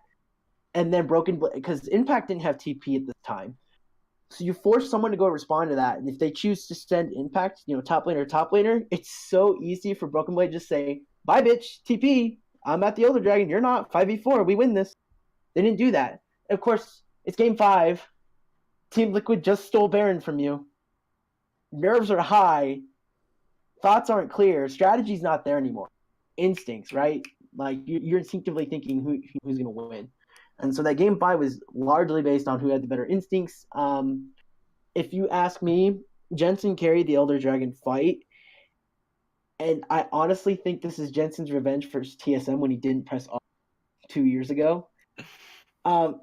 If you ask me, it's a parallel world in the sense that that's what should have happened when Cloud9 played TSM, right? If Jensen pressed R, that's what happens, right?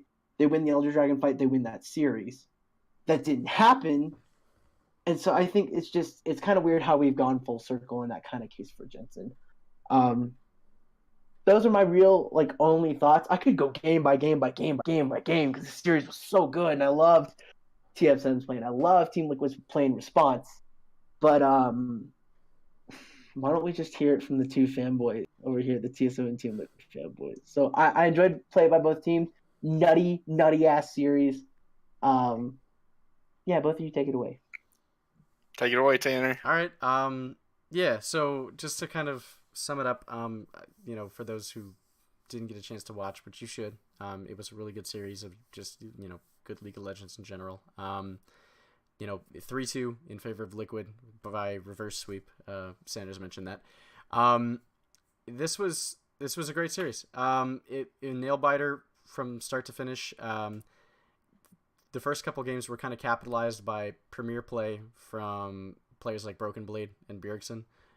Especially Broken Blade. He had a hell of a series. He is, I think he is going to be one of the top talents, if not already. He's going to be one of the top talents in North America moving forward. And this TSM squad looks deadly. And as a Team Liquid fan, I give credit to our team. They did really good to not, botch this, but man, I was sweating. Because TSM just looked that good, and it was a great series. First two games dominated by TSM. People like Bjergsen, people like Broken Blade. Broken Blade, especially game 1 on his Vladimir, put the team on his back, and just said, "We're not losing this." I think Broken Blade in the first 2 games might have been the catalyst for TSM's victory. That's fair, and I think I said this before the podcast.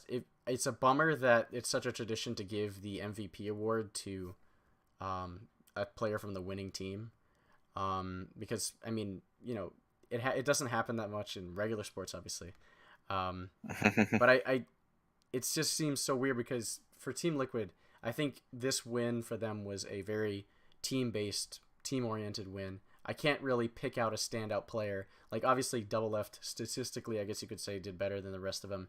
Korja J is up there as well. Jensen had a great game 5, but it's hard for me to pick out one out of the lot and say this is your MVP, whereas Broken Blade is fantastic. He was fantastic the entire series, and even though he kind of slipped up a little bit towards the end, I feel bad that he didn't get MVP.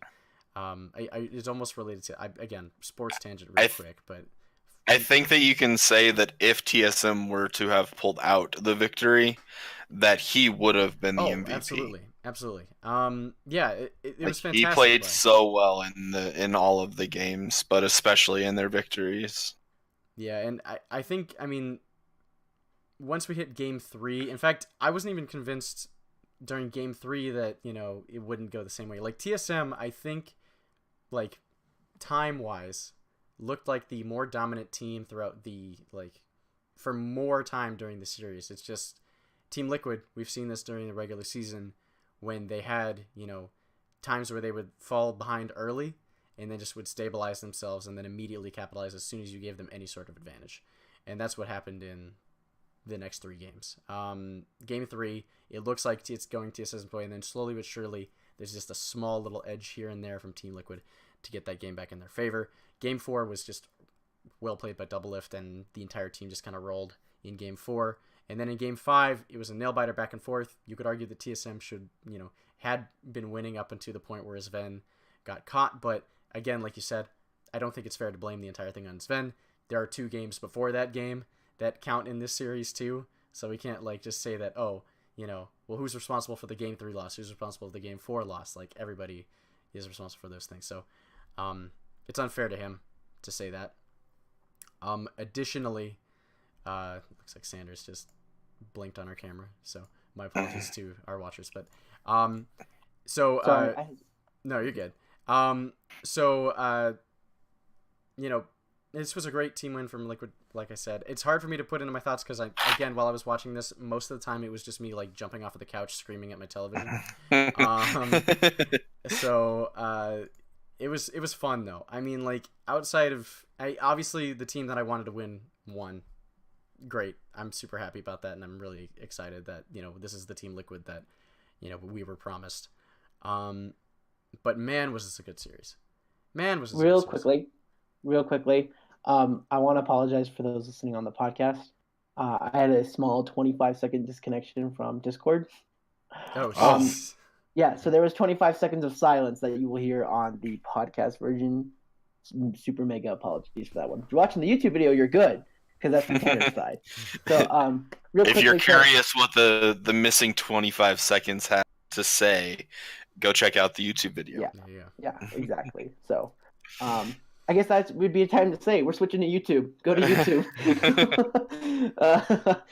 Selceus, I'm assuming you didn't say anything in those 20 seconds. So, what do you got? I didn't. I'm gonna try to remember all the points that I have about this series because I, like Tanner, I thoroughly enjoyed it, even though it was my team. Heartbreaking. Yeah, even though my team ended up not winning, I'm very encouraged with what I saw. I realize even more how much I love Bjergsen, and I, like you, Sanders, I know that if he ever changes teams, my allegiance will move with him. He is the ultimate professional in this. In the esports, really, but especially in League of Legends. I don't know of another player other than, I guess, maybe Faker, what I do know of him, but because I don't follow that region as well, I don't really know. Like I do with what I see from Bjergsen. He is a leader of the team. When they lost, he was the one leading the huddle. I loved seeing him console the other players on his team and letting them know, this sucks, but it's okay. We'll be back. Like this isn't the end. And like that's actually what he said. I'm not just assuming what he said. If there was a video that LOL Esports put out today on YouTube called Eyes on St. Louis. That's the video I was talking to you guys about before the podcast started, but I recommend. It's a 17.5-minute video, but I recommend that you watch it because it's like a documentary of the final. It's almost a documentary, but it's I'm totally on for it then. It's Doublelift and Bjergsen talking essentially about like each other, and Doublelift talks about Bjergsen as they kind of show highlights through the first two games and how Bjergsen's such a great player, and Bjergsen kind of talks about Doublelift as they kind of go over the last three games, and then they also just talk in general, and like Doublelift talks about his time on TSM and how he actually learned a lot from Bjergsen because he thought he knew what it was like or what it meant to be a grinder of the game, but he was on a team with Bjergsen and he realized like, no, I don't put in even close to as much effort as this guy. And Bjergsen, talked about how, Doublelift is a player of confidence, and that's something that like is awesome to have in a teammate because you want to know that the person is confident in themselves to be able to make the plays, without any help. Anyway, it was a very good video. I recommend watching it. I watched it before we started. I know a cool thing that Doublelift put out the next day. He kind of like memed a bit because Ven did the whole where Jensen like, wait, where's your trophy at? I think it was just because he's so much taller than him. I don't think he had that's what I was thinking. Trophy, no, but I thought it was the height thing too. But then I had seen from a couple people that it was him searching for Jensen's trophy because Jensen had never won one yet. But technically, Sven had never won an NA trophy. I'm surprised that wasn't a story at all. That It like was Sven a was little king bit. but that Sven was king of EU, but like he'd never won an NA title. No, it was the whole Jensen's never won a title. It was the whole Bjergsen is fighting for the most and Doublets is fighting for the most. They never really talked about Sven, which is kind of disappointing. Well, I mean, there were like 5 to 10 storylines, but yes, the dominant one was Bjergsen and Doublelift. I forget where I was going. Oh no, Doublelift like did his his Mimi thing, his little Mimi thing. With Bjergsen, where he was like, wow, that was an intense series, well played TSM, GG. And then he did the looks like I got more than Bjergsen now kind of thing, right? But then the very next day, he put out a long thread of tweets that talked about how when he got up the morning of finals, it was the most nervous he'd ever been for a finals. Because he said every finals he had been to, he was confident that they were going to win. Whether it was on CLG or TSM, he just had a gut feeling they were going to win. Showing by the 3-0s to C9 and 100 Thieves, that's totally correct. But he said that morning was the first time he'd ever been nervous because he was not absolutely sure that they were going to beat TSM. He was confident that they could, that he could beat Sven in Smoothie, but he was not confident that they could like beat the team. Knowing how Bjergsen is in finals because he's played alongside Bjergsen in finals under that kind of pressure. And he said he was just thankful for his teammates, thankful for Core JJ, other things like that. So I think it's cool that a player who is known for his trash talk could actually set that aside for a second and actually appreciate where he's at. Yeah, and ultimately that's kind of what this video was more of, like a humble Doublelift, and the video leading up to the finals too, where it was those two talking was more of the same. And this is like those two videos that I mentioned are very similar. But to get back into the game, the series, like I said, as a TSM fan, very encouraged because Broken Blade, as you guys already mentioned, I thought he came into the series and like over the regular season a little underrated in the way people talked about him. And I think that him showing the performances that he showed on the final stage in his, rookie NA year. I know that it's not his rookie year, but it's a different beast NA compared to Turkey. I don't think there's any arguments for that. To see him play so well against former world champions and 2-time back-to-back NA champions in Team Liquid was awesome to see. And I think that Acadian is another bright spot. I think that Rek'Sai play was amazing. I think TSM has found a jungler for them, hopefully for the long term. Other junglers have come in and had good first splits with TSM, and then not look the same in the past. But I really hope that's not the case for Acadian. But while I mention Acadian, I will say that I will point out a couple of critiques on him. I still think that he needs to improve his champion pool a little bit. He still was mainly Rek'Sai and then the one game of Hecarim. We're nice to see him on, but I think that he could branch out, and who knows, maybe just the meta isn't allowing him to show some of his other picks. Well, the number one pro jungler is Rek'Sai, so I think in the draft when you're coaching, you're like, if we can get Rek'Sai, we're picking. Well, for sure, and especially the way he's looked in like the recent past on Rek'Sai, you definitely grab him Rek'Sai. But I guess this is a bit of a hope as well as a critique that I hope his champion pool is bigger than he has been able to show here recently. But the other thing that I will say in this series particularly, and I don't know if it's an overall thing with him, but definitely this series, I don't think he won a smite battle against Xmithie once. Every single time that an objective was contested where both of the junglers were in there for a 50-50, Xmithie came out the victor. And if a rarity in Tanner's sight. if just one of those objectives, be it Baron or one of the dragons, potentially like could have swung a game for TSM, one of the 3 that they lost, especially game 5. Speaking of game 5, you mentioned Sven getting caught out. I mean, I'd never want to blame one play and one player for the loss of an entire series, so don't get me wrong, I'm not doing that with Sven here, but when he got caught out, it was the turning point. You guys mentioned that it was the turning point, and unfortunately, I do think that the game was lost there, even though, as you mentioned, Sanders, there should have been a way for TSM to like play around that mistake. In that video, the Eyes on St. Louis that I mentioned, you hear the comm when Sven gets killed, and Sven says, "I just lost the game, guys."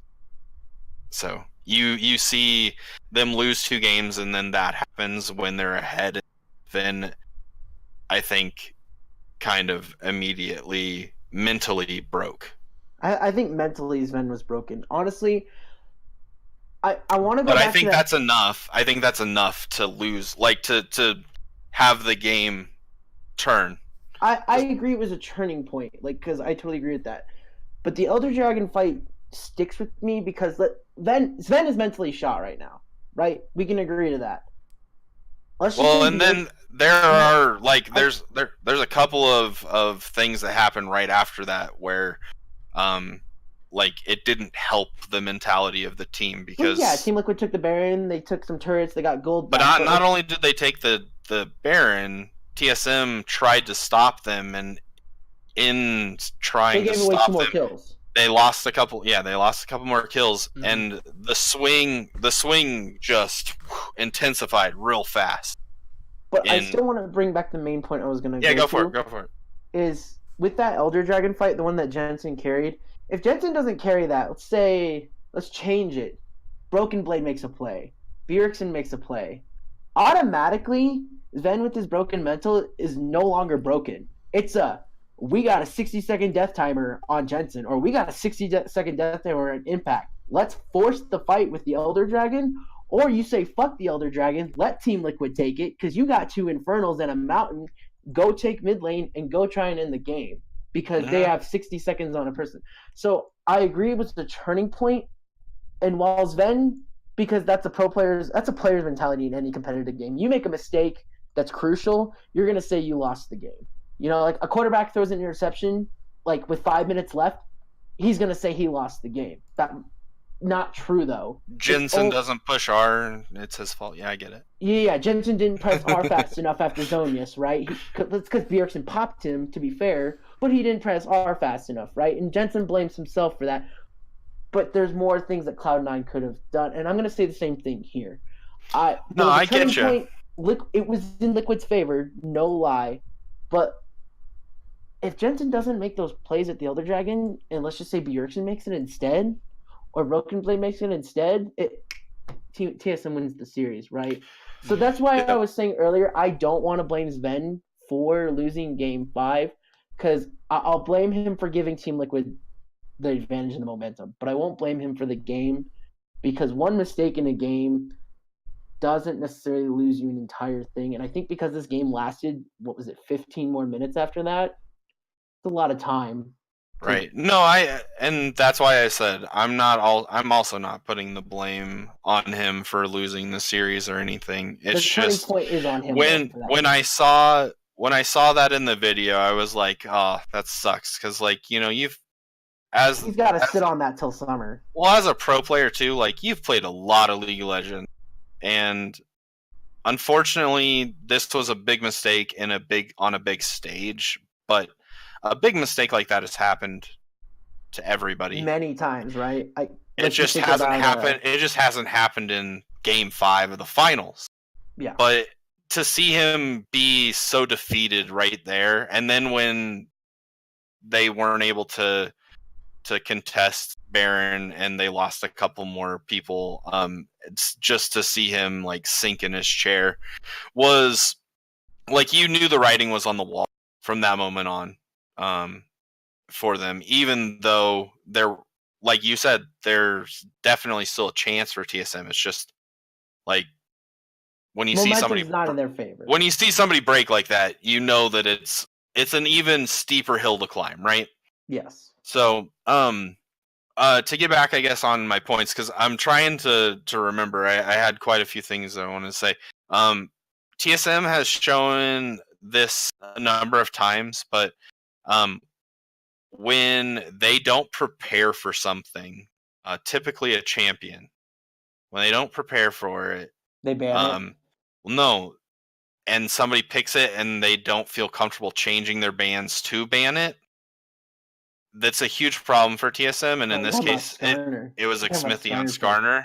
Because every game that TSM lost, guess what champion was in the game? Skarner. That I think was the only consistency, and Xmithie looked like he was comfortable enough on it.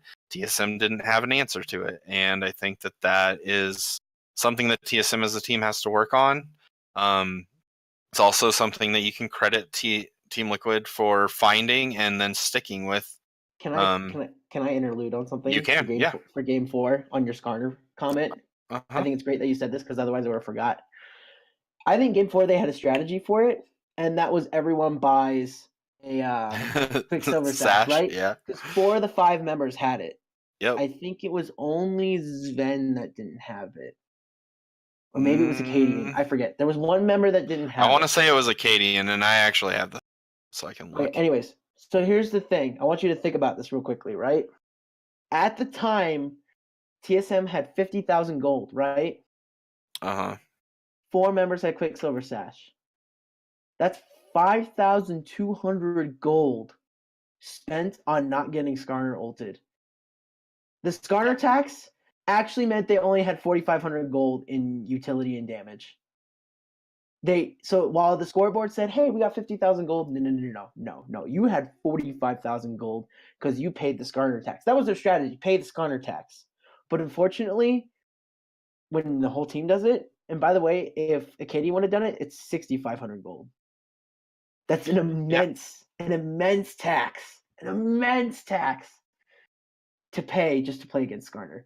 Now, to be fair, if you have a good early game, Skarner's kind of useless, and you don't need to pay that tax. But because Team Liquid was playing okay, and Smithy got off good ganks early, they were forced to pay the Skarner tax. That's just something I wanted to mention, because I think Game 4 they had a strategy, just buy a Quicksilver sash. But unfortunately, it was too expensive of a strategy. Well, it's a really expensive one to pay, right? Now, sometimes they were behind.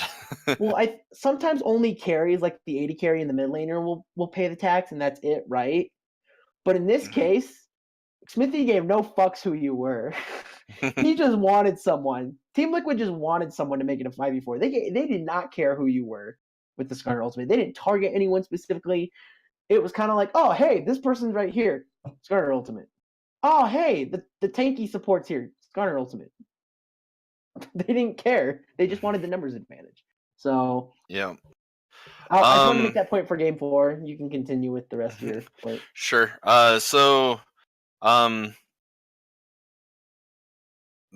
next thing was the next thing that TL did was started picking Core JJ as favorite champion. Tom Kench. Unbench the Kench. Which TSM did finally ban in Game 5. But another big reason why TL was able to turn around the series was because he was on that champion. And then I had one more thing I wanted to say, but I kind of have forgotten what it was. So yeah, I mean, it's not coming to me. So, I guess the last thing I'll say is Game 5, important game. It went to 45 minutes, and I think that's ultimately. Oh, I did remember what it was I was going to say.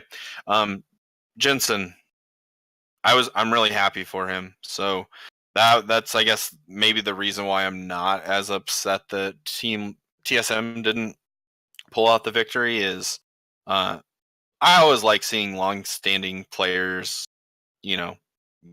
when they deserve it, and I feel like Jensen is the type of player that deserves it. Shout out to Yankos as well. He won his first one as well. Yeah, they've been in the league long enough. They've played well long enough. Like Jensen has been a top 2 mid laner for a long ass time. And the fact that he didn't have a trophy was kind of crazy, and so he definitely deserved it. And then in the way that he played, especially game 5, like he definitely deserved it. Between him and Double Lift in game 5, I think you wrote this in Discord, Tanner, but I agreed with you wholeheartedly. Jensen with his chunking out of players on LeBlanc, especially Acadian, right before objectives were going to be in play, was amazing.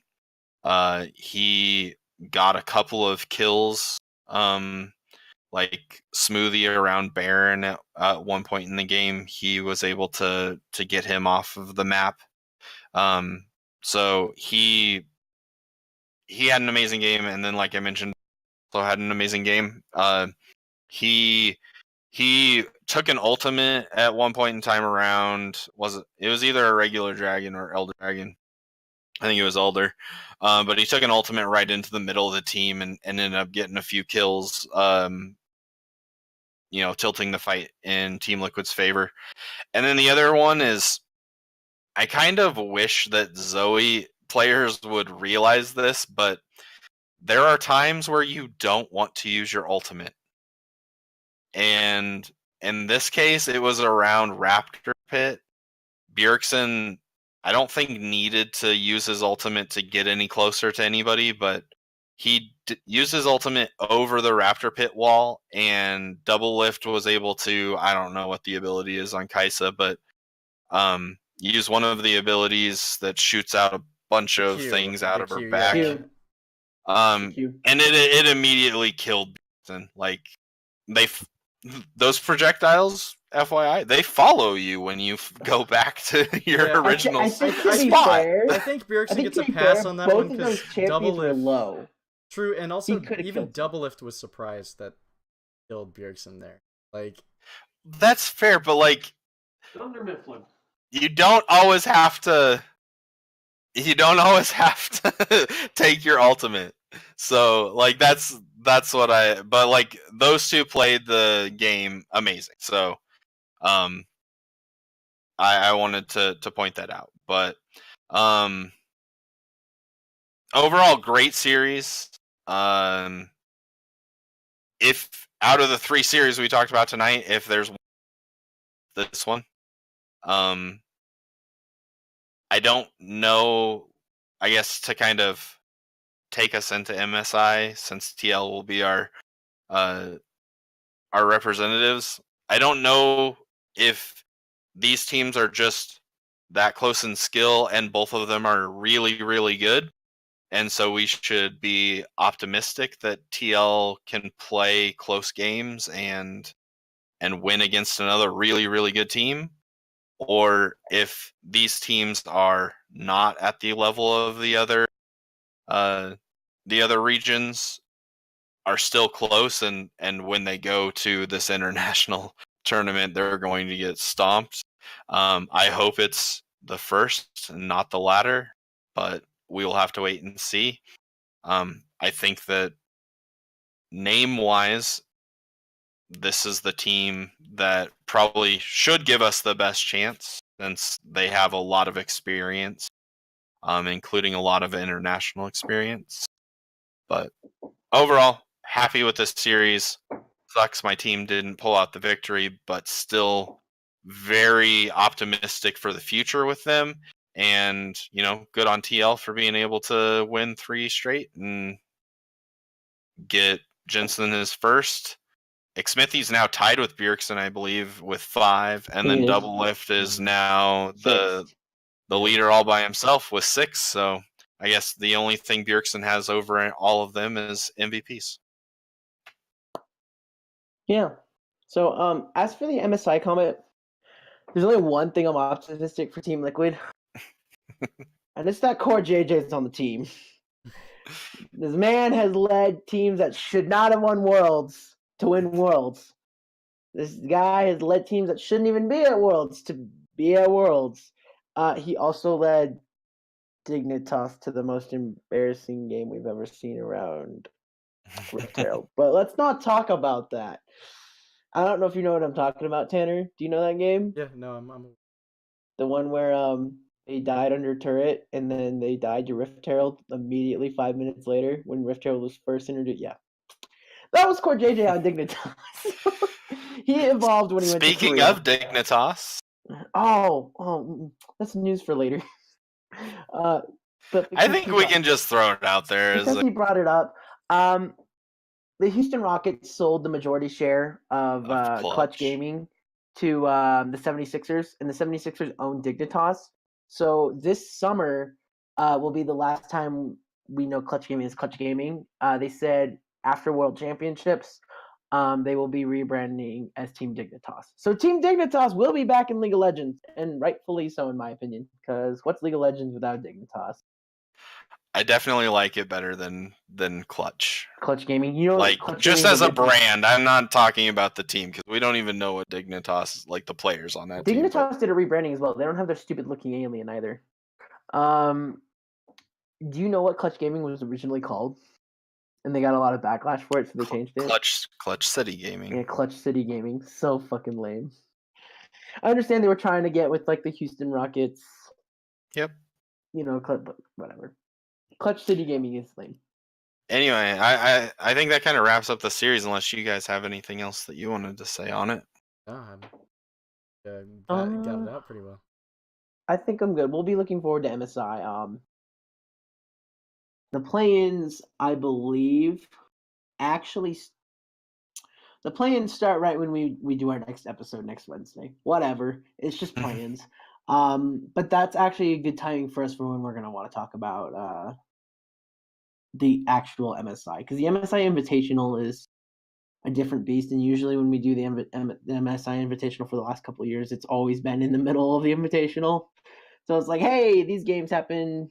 We usually talk about the games if we'd watched them at all or not, and then we talk about who we think is going to make it to the final and shit like that, and look at the teams that are in it at MSI. So the MSI Invitational starts next week.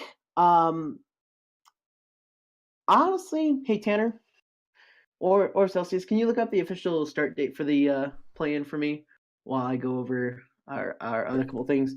As I said before, we are moving to YouTube. Just go to YouTube and type in 6 Dorans. We actually pop up. So we are there. I don't know how much longer we'll be on Podbean. I really don't know.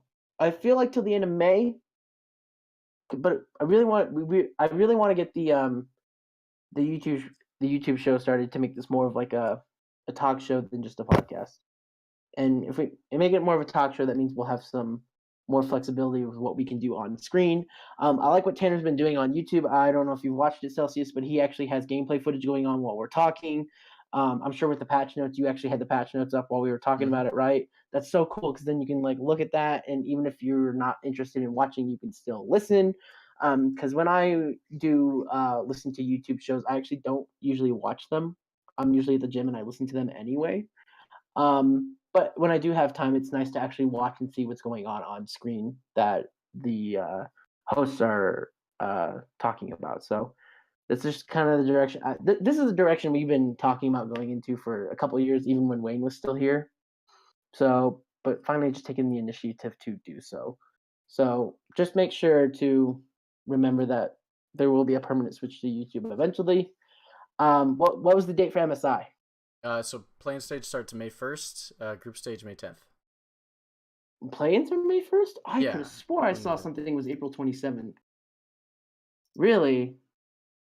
Yeah, let's see. I'm make sure I've got the right one. Yeah, 2019 MSI League of Legends tournament. Yeah, schedule play-in stage. Well then, I guess I'm the dumb one.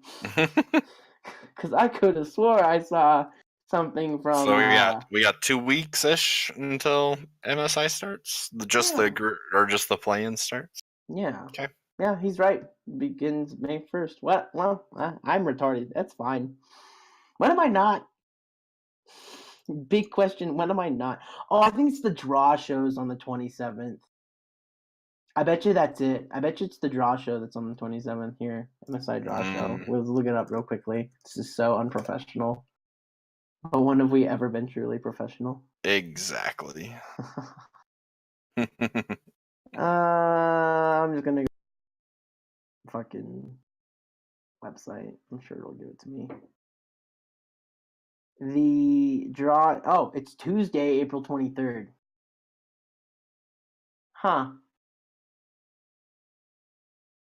So I knew something was happening next week, but it was the draw show. You can't even get the date of the wrong date right. I think that's right.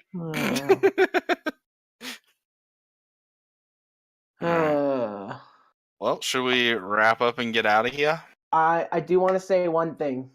Okay. For the play-ins.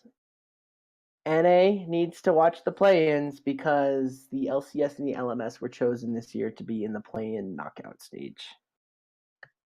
So Liquid better not fuck this up. Oh my god. If we get knocked out in the play-ins. Seems like Cloud9's efforts at Worlds were not enough for Riot to convince us to just get an automatic budge into. What did you think they were going to do? Put Korea in there? No, honestly, here's what I thought. Honestly, I thought it would be LMS and Vietnam would be in the play-in knockout stage, but whatever. What can you do? If we're a better region, then we should be able. You know what's funny? It's for the last 3 years we've gotten in no problem. Like Cloud9 got in no problem. I think it was TSM the year before that got in no problem. Yeah, it was TSM. TSM got in no problem. But every year, because we are NA, we're like, we better win that play. Like, we're not even confident about it. We're just like, shit, we better win that. I mean, you're not wrong, so. Oh my god. But, like, history says we've won. So I guess we should. Anyway. Nope. So not gonna actually, get my hopes up. You're going to want to watch the draw show, because then you're going to see how it plays out for Team Liquid, at least, and the LMS. I don't know who our LMS representatives are. If it's anyone but Flash Wolves, I'll be shocked. Because when is it not Flash Wolves? Why don't we look it up right now, actually? Because we've talked about how our representatives from Korea are SKT, T1. Our representatives from EU, RG2, our representatives from NA. Some region is Fenerbahce. Is Fenerbahce? Oh, that's Fenerbahce's from they're a wild card team.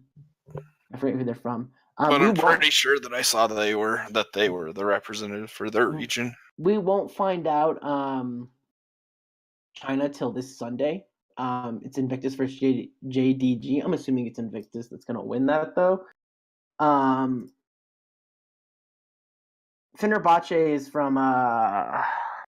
Turkey. They're from Turkey. Fenerbahce. It's because they're a soccer team. They're a Turkish soccer team. That's why I know that. Yeah, Fenerbahce is from Turkey. So Turkey usually puts out some good performances. Obviously we'll have Brazil and Latin America there and whatnot. Yeah, we don't have our Chinese representative yet. We'll have it on Sunday. But my money's on Invictus Gaming. Former world champion. Like, can I go wrong betting on that? Probably not. I would hope not. Then again, we went pretty. If they look like they did at Worlds, I hope so because then it'll be fun to watch them again. We went very wrong betting on the World Runners to win their region. But, oh my god! It's because they didn't have caps. I think that's it. Is that it? Do we got anything else? I think that's it. You know what? That's not it. Because I said I would look up LMS as well. No, that's it. I'm tired. It's 1:00. I want to go to bed. That's fun. Okay, so here's what's hysterical. On the scheduling for LOL Esports, LCS, LEC, LCK, LPL, LCS Academy, TCL, CB LOL, Brazil, Latin America, OPL, Oceania, LJL, which is Japan, are all on here. But LMS, a major region, is not. Oh darn, we'll have to get back to him. I'm betting it's because there is no English broadcasting for the LMS, but it's still dumb that I can't get an update on them for spring, because on the old website they had that, right? So like you would think, you would think that they would have that, but they don't. fucking Riot needs to get their shit together, I swear to God. So I guess we'll update you next time, or maybe you'll find out who won or not. So I can tell you it was Flash Wolves. Here we go. I got it. Flash Wolves got it. Cool. Shocker. Wait, I lied. No, never mind. They play the what? Oh. Yeah, they don't play till April 20th. So it's Flash Wolves versus Mad Gaming. Mad Gaming was horrible at Worlds last year. I'm money on Flash Wolves. Probably flat. No, just lock it in. Flash Wolves. We'll see Flash Wolves there. But is there any doubt from the LMS region that the number 1 seed is always Flash Wolves? So let's get out of here. We're all tired. Tanner needs to go to bed. Selceus needs to go to bed. I need to go to bed. Like I said, we're on YouTube. You can find me on Twitter at JCSandersTBS. You can find Tanner at twitch.tv/Blitzerama whenever he starts that again. And, well, you can find Selceus on Discord. So from Jamie Selceus Christensen and Tanner Blitzerama Brelje, I am Jacob.